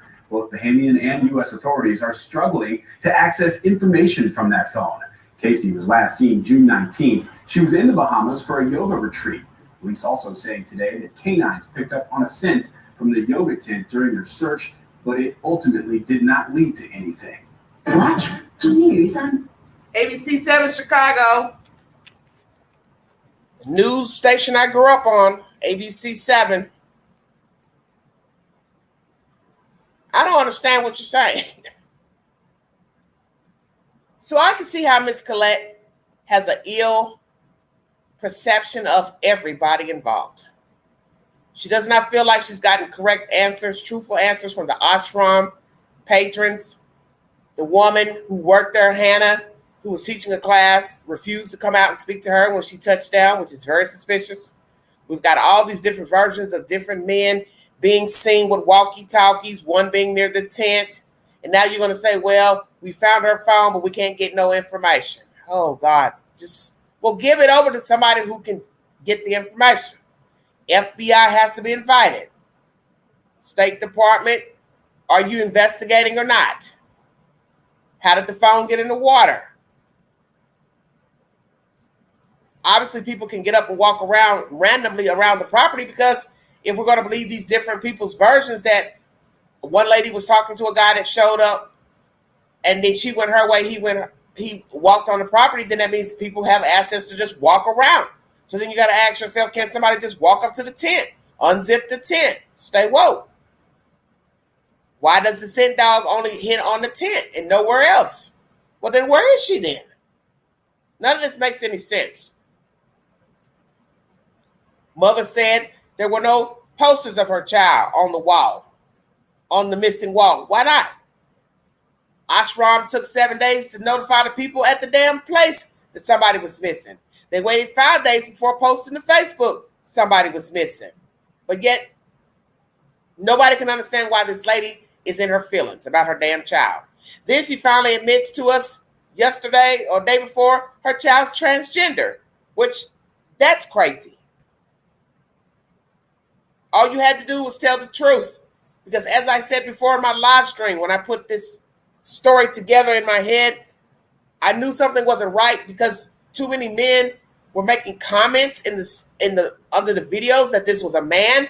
And the first thing I said is, why are these men saying this? This is weird. Now, yes, I felt like she had strong features for a female, but there are a lot of females who have strong features. Don't mean necessarily that they're a guy. So now I did my digging last weekend, came to the conclusion she's a man, and now the mother has finally said she's a man. But where there's a problem is, Colette didn't tell us that in the beginning. You should have said, my child is transgender. You cannot withhold that type of information. Because if the woman is found dead, murdered, they will not contact you because you told the public she's a woman. And you could hear this commentary with Mr. Enton. I think he was kind of taken aback. And I don't think that the news would cover that up, that she's a man. Because they know they have to appeal to the public. So why are we going to hold this vital information and not tell them the truth that this is a man that is missing and not a woman, biological male? So Miss Collette, you should have told that in the beginning. You want to be honest with everyone because you don't know what somebody knows about your child missing. And all information is pertinent to finding her. Will the FBI step in by invitation? They have to be invited, just like here in the States. FBI cannot override jurisdictional cases. They have to be invited by American standards and also abroad. Naturally, we don't have jurisdiction over there, so we cannot just go bombard, make our way over. What a mess. What a hot mess.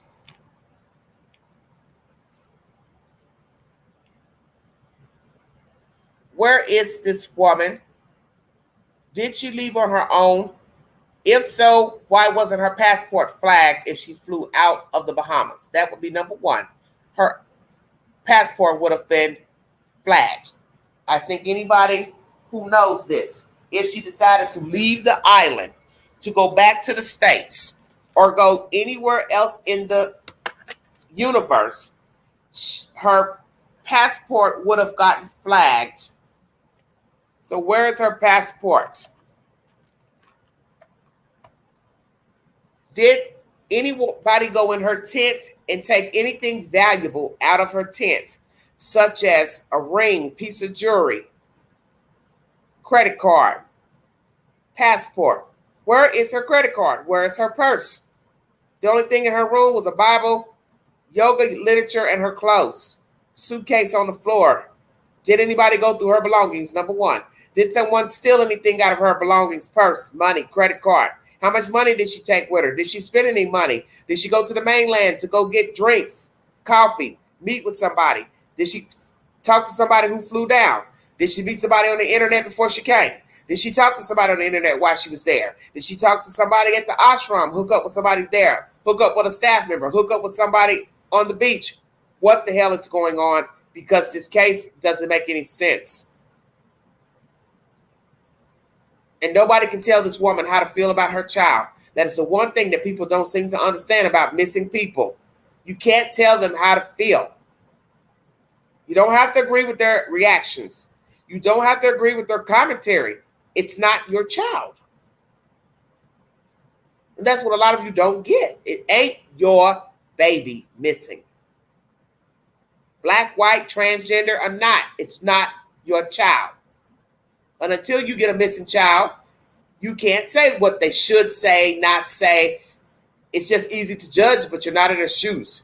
And as I had somebody up here earlier saying, well, she shouldn't say anything negative because they are the ones handling the case. But if you feel like you're getting the runaround from people and people are misleading you, they're aloof, they're not wanting to answer questions, you don't know what might set you off in that moment. And I think she didn't give a fuck. That's why I said you can't say how she should feel. She's getting the runarounds from the ashram. Then she goes to the police and her child's picture is not on the missing person's wall. She's sitting around a bunch of people standing around her, 18 people. I thought that was strange myself, but somebody else says, oh, well, what's the big deal? They all need to learn. Learn what?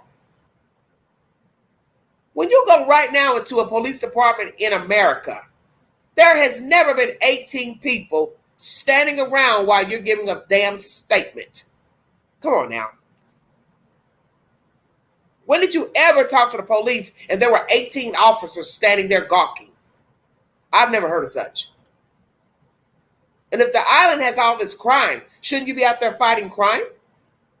Don't take 18 people to listen to what version I have to give. And frankly, I don't really have a version. I'm here trying to get the information from you. You're supposed to be telling me something. Don't take 18 people to spin a story.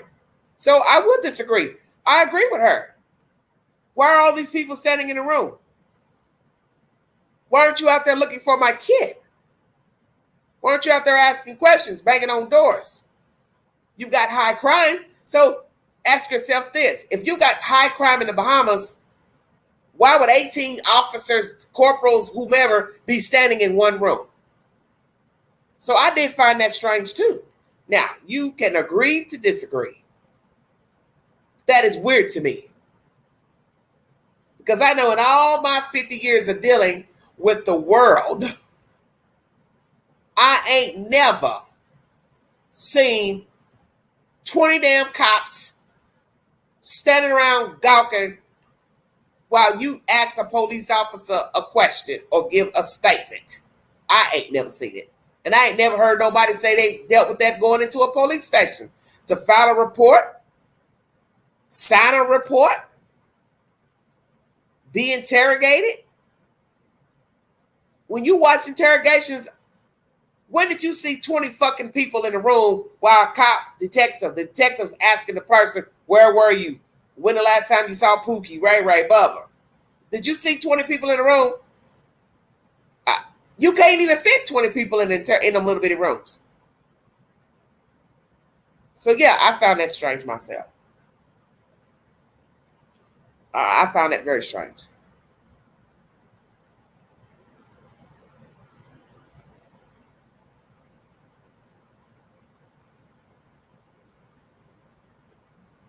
This is a terrible place to be. One, you're in a foreign country. Your child is missing. You don't know the motive for why your child is missing. I'm sure her head is racing with all type of theories and ideas. But they don't believe the child walked off. And why I feel like that's strange is because you're saying the dog scent hit on the tent, but the scent didn't go anywhere. The dog didn't take it anywhere. Well, then where is she then? The scent should have went somewhere if she left the tent. So you're contradicting yourself when you say, well, she left with the intent to come back. So that means you know something to allude to the fact she was coming back. So then how would the dog not take the scent from the tent somewhere else? So the scent should have went somewhere on the ashram property, down the beach, to the water, or up towards the hotel in the mainland. Now, I'm a lot of things, but dumb is not one of them.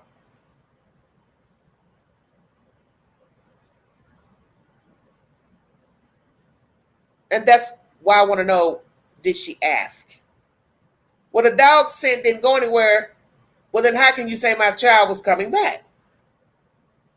How do you know she even left? Bingo card. See, this is why I tell you people don't pay attention. And really, if there's some nefarious business going on with this woman, they're hoping you don't pay attention because they're contradicting themselves. Oh, she left, she was coming back. Well, how do you know she was coming back?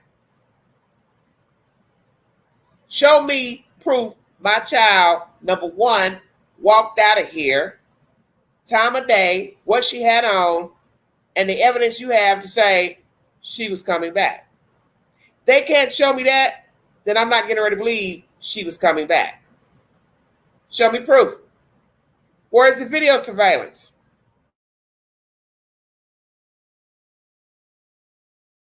Enforcement can find last proof of life. They will show you this. So what does this retreat have as far as surveillance of her coming and going to her tent and on the property itself? Make it make sense. What happened to Taylor Casey? Was there an altercation on the property? Altercation where they slept? Altercation where they ate? Altercation when they were doing yoga? Altercation on the beach? Did she solicit somebody? Did somebody solicit her? Did somebody call her out as a man? Did she go up to the mainland to meet somebody? Go have drinks with friends, associates? Did she get in an Uber, taxi? Take a trip around the island? Met with foul play? What's the truth? Because I got a feeling somebody does know something. And Hannah, where are you in all of this nonsense? Because you're the one that called Colette to tell her child was missing, but yet when Colette touched down, you wouldn't even talk to her. So I find this information very baffling. You got the audacity to call somebody to say, hey, your kid is missing, She comes to the island to retrieve her child's things, and then you don't even show up to say, hi, how are you? I'm Hannah. I'm the one that called. So sorry, blah, blah, blah. That's what a decent person would do. But yet they hid you, and you hid. Why? Did something happen on that ashram property, ma'am? Was it all women, more women, since somebody asked that question? Such a big deal. Did somebody see her as a man? Were there words spoken about her identity and her race? What are we talking about here? Because there's something off pertaining to this case. Because nothing is adding up. Why is her phone 50 feet into the water? How long was the phone there? When did she last go to her tent? Did she sleep there that Wednesday night? Juneteenth. Happened to be Juneteenth here in America, which I find very interesting. The day the slaves were freed. And this is the same day she goes missing. Is there a correlation? Just asking. Did somebody know that she was a man and it was a problem? Did she flirt with somebody and they figured out she was a man? Did she go off on a date and somebody found out she was a man and something jumped off? She was unalived on the island, nowhere near the ashram. Then you got to ask yourself, if that happened, then how did her phone get 50 feet into the water where they could find it? And was it 50 feet, 50, 60 feet near the ashram? They just said 56 feet in the water. They didn't say if it was near the ashram or not. See, that's another question, open-ended, no answer. If somebody carries me a bone, the one thing I try to do is follow up with a question. So if somebody came to me and said, your daughter's phone was found 50 feet, 56 feet, up, down, whatever. First of all, I'm going to say, who found the phone? Where did you find the phone? Where is the phone? So did she ask all those questions? Because we need to know if the phone was near the ashram or not.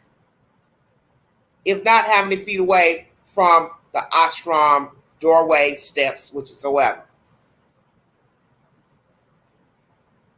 Anything peculiar happening on the property, near the property.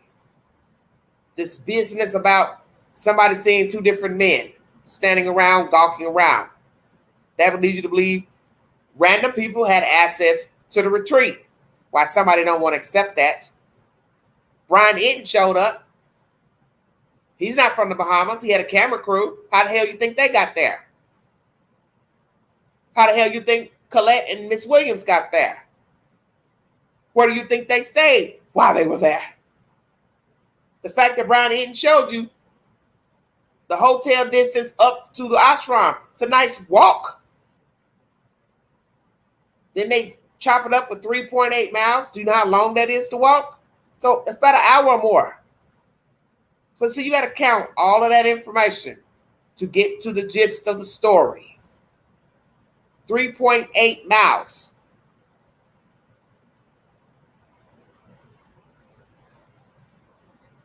What they said, 3.8 kilometers or some fucking nonsense.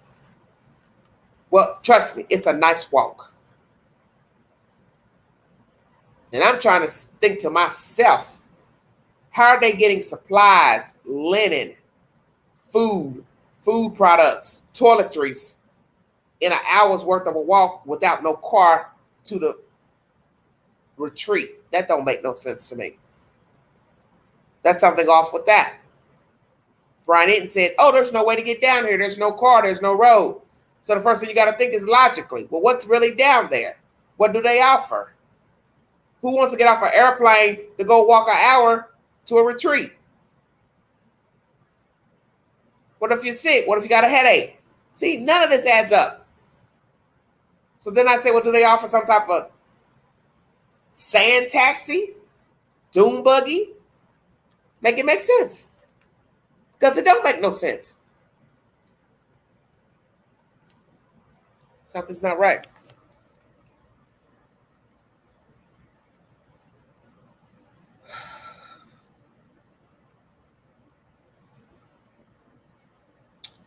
Mom may not know what to say. My child wants to be called a woman.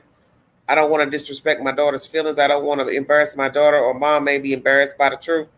Well, I don't know. All I know is you've gotten there. You don't like what you've heard. You don't like what you've seen. You don't like what you've seen also with the police. You're in a dire situation. Because one thing I've learned about people is out of sight, out of mind. That woman is not from there. Mother is not from there. There's nobody to rally for her in the Bahamas. She's now returned to Chicago. They don't have to ever pick up the damn phone. And now they want to give us little tidbits of information now that the mother's gone. About a dog picking up a scent. And the dog didn't go nowhere from the tent, which we already know that makes no damn sense.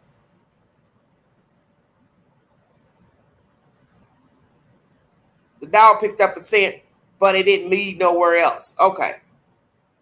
Great. Well, where's the video footage of her going into the tent? Her going in and out of the tent up until she, poof, voila, disappeared.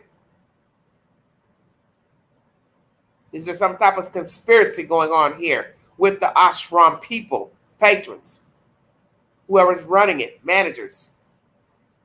Is this some type of fraud? Where's her credit card? See, that's what the mother should be doing, is going to the bank. Let me check her debit card. Let me check her credit card. When was the last transaction on her credit card? That way you can eliminate if this is about fraud, stolen identity. Everything's stepping stones when you're talking about the disappearance of an adult. So you work your way down. Make an itemized list. Let me go one to the phone company to see who she talked to. Ding, ding, ding. You don't have to have the phone. Go to her phone company. Say she's missing. I need records to show her phone records. Other people's relatives have done it when they went missing. What's the difference here? Now, let's go to the bank.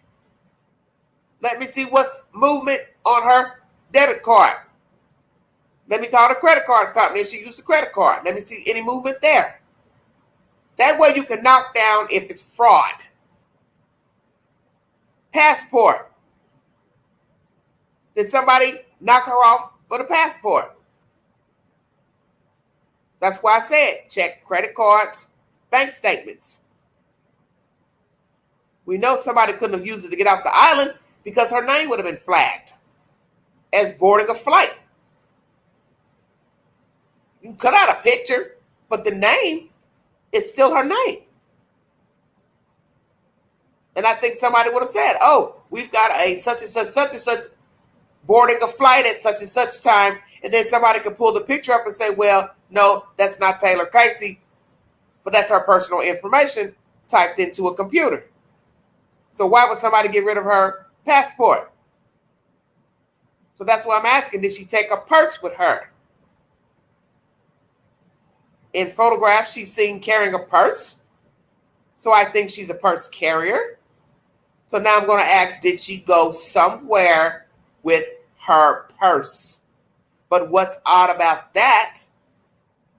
Why would I be somewhere with my purse and not my phone? That makes no sense.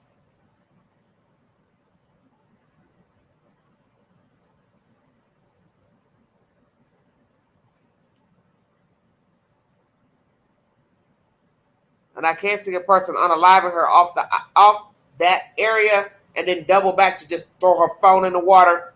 That's too much work. I would discard her phone where I discard her body. Something is very strange with this story because everything I tried to line up, it still goes back to the passport missing and the phone being in the water. And I can't see a person leaving the ashram without their phone. So where is the passport? And if we want to say she unalived herself, what's the purpose in hiding your credit card and your passport? And you're killing yourself. Makes no sense either.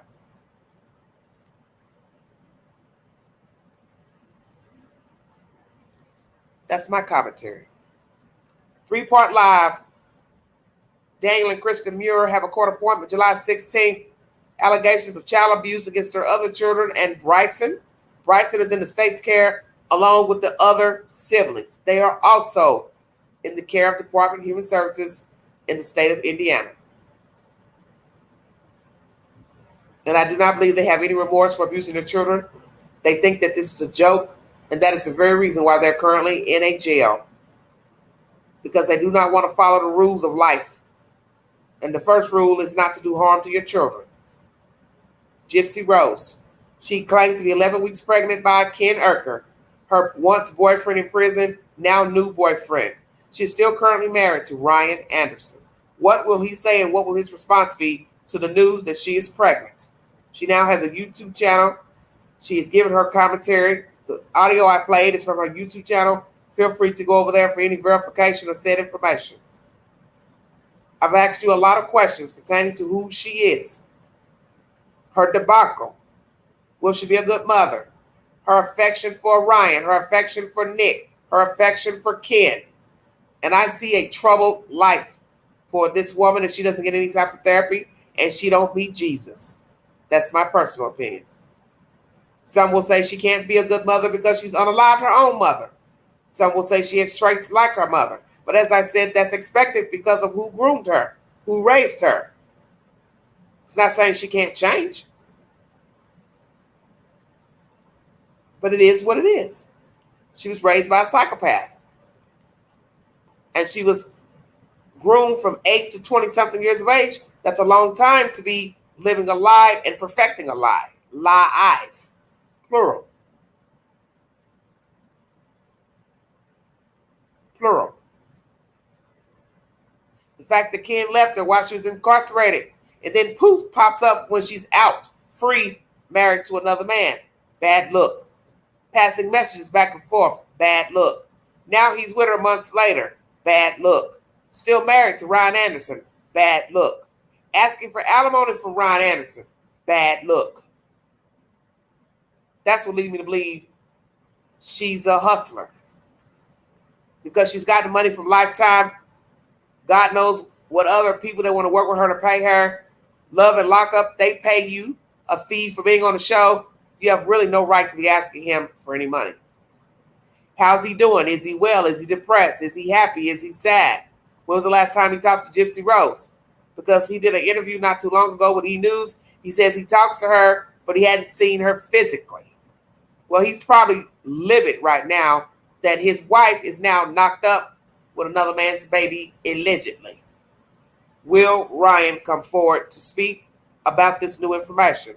Will he now finally sign the divorce papers, and will a judge issue her alimony payments from Mr. Ryan? I hope not. He needs a clean break from Gypsy Rose.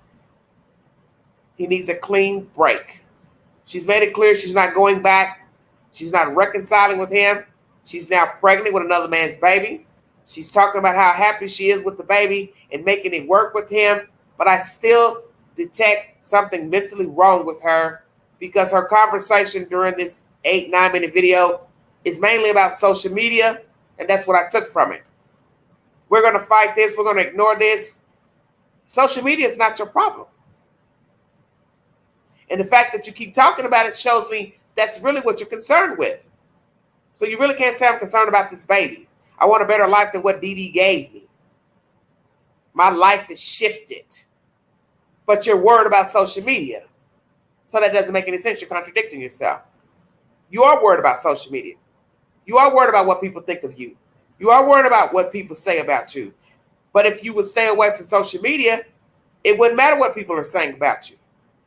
And the fact that you have run off from your husband and gotten pregnant by another man, you're giving people something to talk about. So you are a party to what you don't like. And that's what she doesn't understand. She's creating her own monster, a Build-A-Bear, let's say. Her own beast.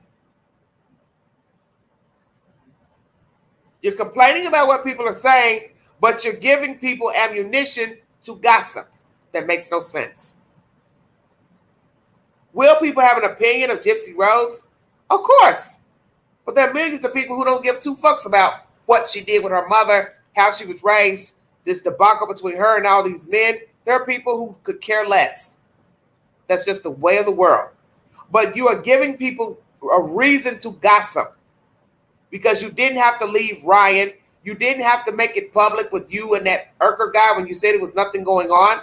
Now you're talking on your YouTube channel about this and that. You are feeding the beast. You are feeding the beast. So you can't complain about others when you're giving others a reason to gossip. And I don't understand why she can't understand that. But that's expected when you have a childlike mind. She talks like she has some sense, but that's the point. She doesn't. She's mimicking what is expected of her. And that's what a sociopath does. Just a wind-up doll. Whine, whine, whine, whine, whine, and then it starts to turn and it starts to talk until it stops, until it unwinds itself and stops talking. That's what you have here, a wind-up doll.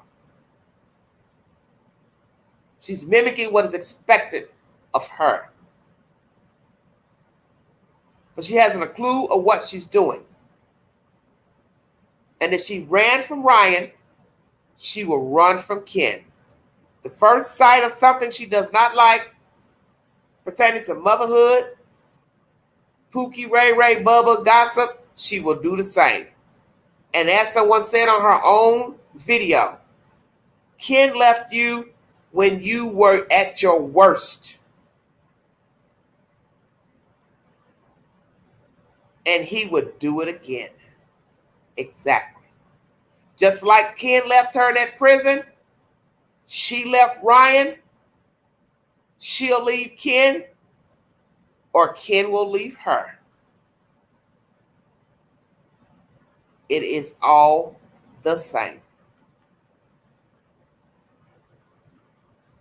They are all dysfunctional because many people are going to judge all parties. Why would you want to be with a person who helped commit the murder of their own mother, whether she was abusive or not? Everybody has their opinion on her role, what she did, didn't do. The point is, some will still judge you and say, why would you want a woman who has done that? Some will say she did it because she was controlled, brainwashed, flipped out, got with this guy, liked him a lot, wanted to be done with Dee Dee. And I get it. I can see anybody wanting to be done with Dee Dee. But the point is, who is she now? And does she have empathy now? And I think she still has some manipulative ways talked to her by Dee Dee. I think that was obvious when she got out. Her attitude towards Nick, I didn't like her attitude towards Nick. Because in the end, you solicited him to kill your mother. He didn't walk up to you and find you and say, hey, I want to kill your mom. He didn't know you from a can of paint. He didn't know you from a can of paint. And they talked on the phone for probably over a year or more. So really, if she just wanted him to just kill her mom, she could have bedazzled him in probably a week or two. Because a year to two, that's a long time to wind up somebody to kill somebody. Let's just keep it real. She could have been done that. So I don't know if she really liked him or not. One thing led to another. They got to talking, got to confiding to him what her life was like. So you can't say because you're not there. It's only an assumption. And as his mother said, he would have never done it had he not met her. So people have their opinions about him as well. He knew better. He shouldn't have done it. He bragged about it on Facebook, pretended to be, her on her Facebook page. Just a lot of filth and nonsense. But that's the point. And I keep telling people this. This story to me is no different than what I talk about with the Summer Wells, Sebastian case. You're going to get this type of nonsense rhetoric feedback because it's gritty from inside. So when you have filth and you have war with people, it begets more war, more chaos. Chaos breeds chaos. How is something good going to come from something bad? That's why we're here right now. That's what people don't seem to understand. It was chaotic the moment she came out of that woman's womb. And she paid the ultimate price for being Dee Dee's daughter. She didn't have to kill her, but she did. She orchestrated. Can't take it back. Now she's with child. And still married and sleeping with a man and committing a sin. With obviously no shame. Because that's the one thing you didn't hear in that video. I do feel bad for leaving my husband. I do feel bad. Never once did she say, oh, I wish him well, but we just didn't get along. It will happen again. One of them will leave the other. You can believe that. Once they've gotten whatever it is they're trying to get, they will bow out because we have no guarantee that Ken is in this for the long haul and that he really wants to be with her. Because in the end, if he truly loved her, he would have stuck around before she even got out of penitentiary. And that's how I feel about it. But he probably got a wake-up call. Why am I wasting my time on this chick that's helped kill her mother and she's sleeping or she's trying to bed other guys or get commissary? I'm not going to get used. And then one can say, well, then why did he go back? Very good question. So does he have ulterior motives for hooking up with Gypsy Rose? What's the game plan? What's the end game? Is this also a hustle for Ken Urker? She's out. People going to want to talk to her. Somebody's going to want to try to pay her for something. Did he see dollar signs once he realized she was released? Or had he been pining all this time for her and just didn't want to tell her? And then when she got out, he went to her family or whomever, and they passed the message that Ken was trying to reach her. And see, that's another thing that's dirty about this debacle. She's married and was sneaking behind Ryan's back, talking to Ken before there was any problems with them. Let me make that clear. Before there was any BS between Gypsy and Ryan, Ken was in the picture 2 weeks from her getting out of prison. So all the blame cannot be put on Ryan. Whether he was possessive or not, he did not invite Ken into his relationship.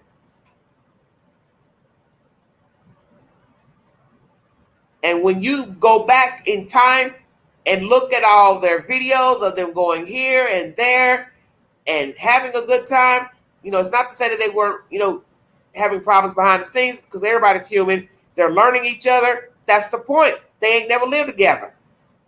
Talking to people on the phone, that's not a relationship.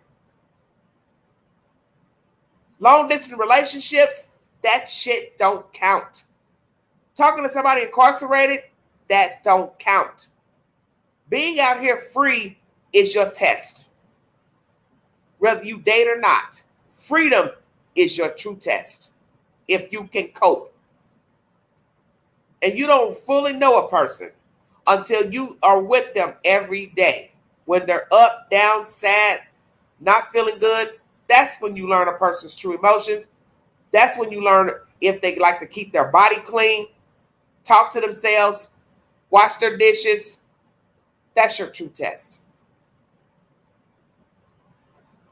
And who's to say they didn't even jive on their living situation? See, I don't know. But he seems to have kept a clean looking, background. His room was all nice and tidy. But the point is, he didn't know her. And she didn't know him.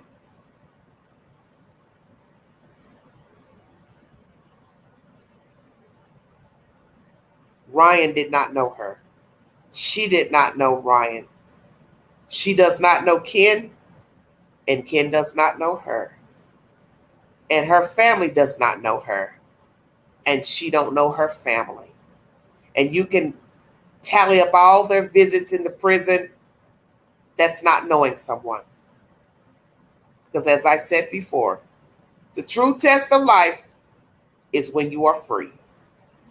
That's when you learn the human spirit and what you can and cannot tolerate. Thank you for your time. Help the Queen get to her goal of 16,000 subscribers. Before live, I was 8 people shy. Feel free to take the post on my community page. Comment below the shorts. I have probably at least 20 shorts to give to you by tomorrow. So I will be a busy bee. Come tomorrow.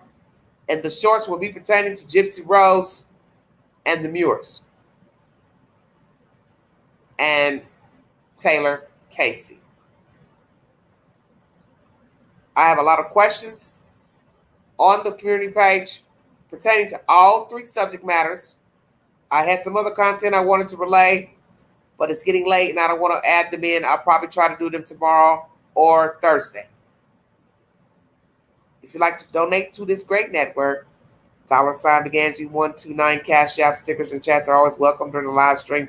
Thank you for joining me this late morning. God bless you. Stay hydrated. Drink plenty of fluids. Make sure you stay out of the sun. Wear hat, visors, sunscreen, and try not to become overheated. Thank you for your time, everybody. You all have a wonderful week. And as I said, check my community board for said updates. The pastor that was missing out of Chicago, he was found submerged in a river inside of his SUV. Don't know exactly what happened, but there's content saying that he drove past a barrier and went into the water. Why he would submerge himself into a river, I have no idea. Last person that talked to him was a church member, and they said he was in good spirits. He sounded fine, so I don't know why this man would drive deliberately in a river. He also had been to a casino, which that's disturbing to know that the pastor is gambling. But as I said, you don't know people. So maybe people really didn't know the pastor. Thank you, hon. Who knows? I also want to bring you content pertaining to a debacle that happened here in Tennessee of a woman shooting another woman at a drive-through restaurant.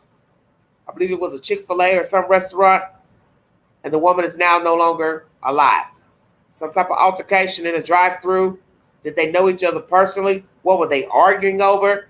They said the worker went outside to get some fresh air, and then this lady shot her. So what you have to ask yourself, why would you go outside after having an altercation? Why not go out the back of the kitchen way and cool off back there? Why go out the front door? Was she looking for trouble? I don't know. More crazy nonsense here in America. And now that woman is on the run, and they're currently looking for her right now for first-degree murder.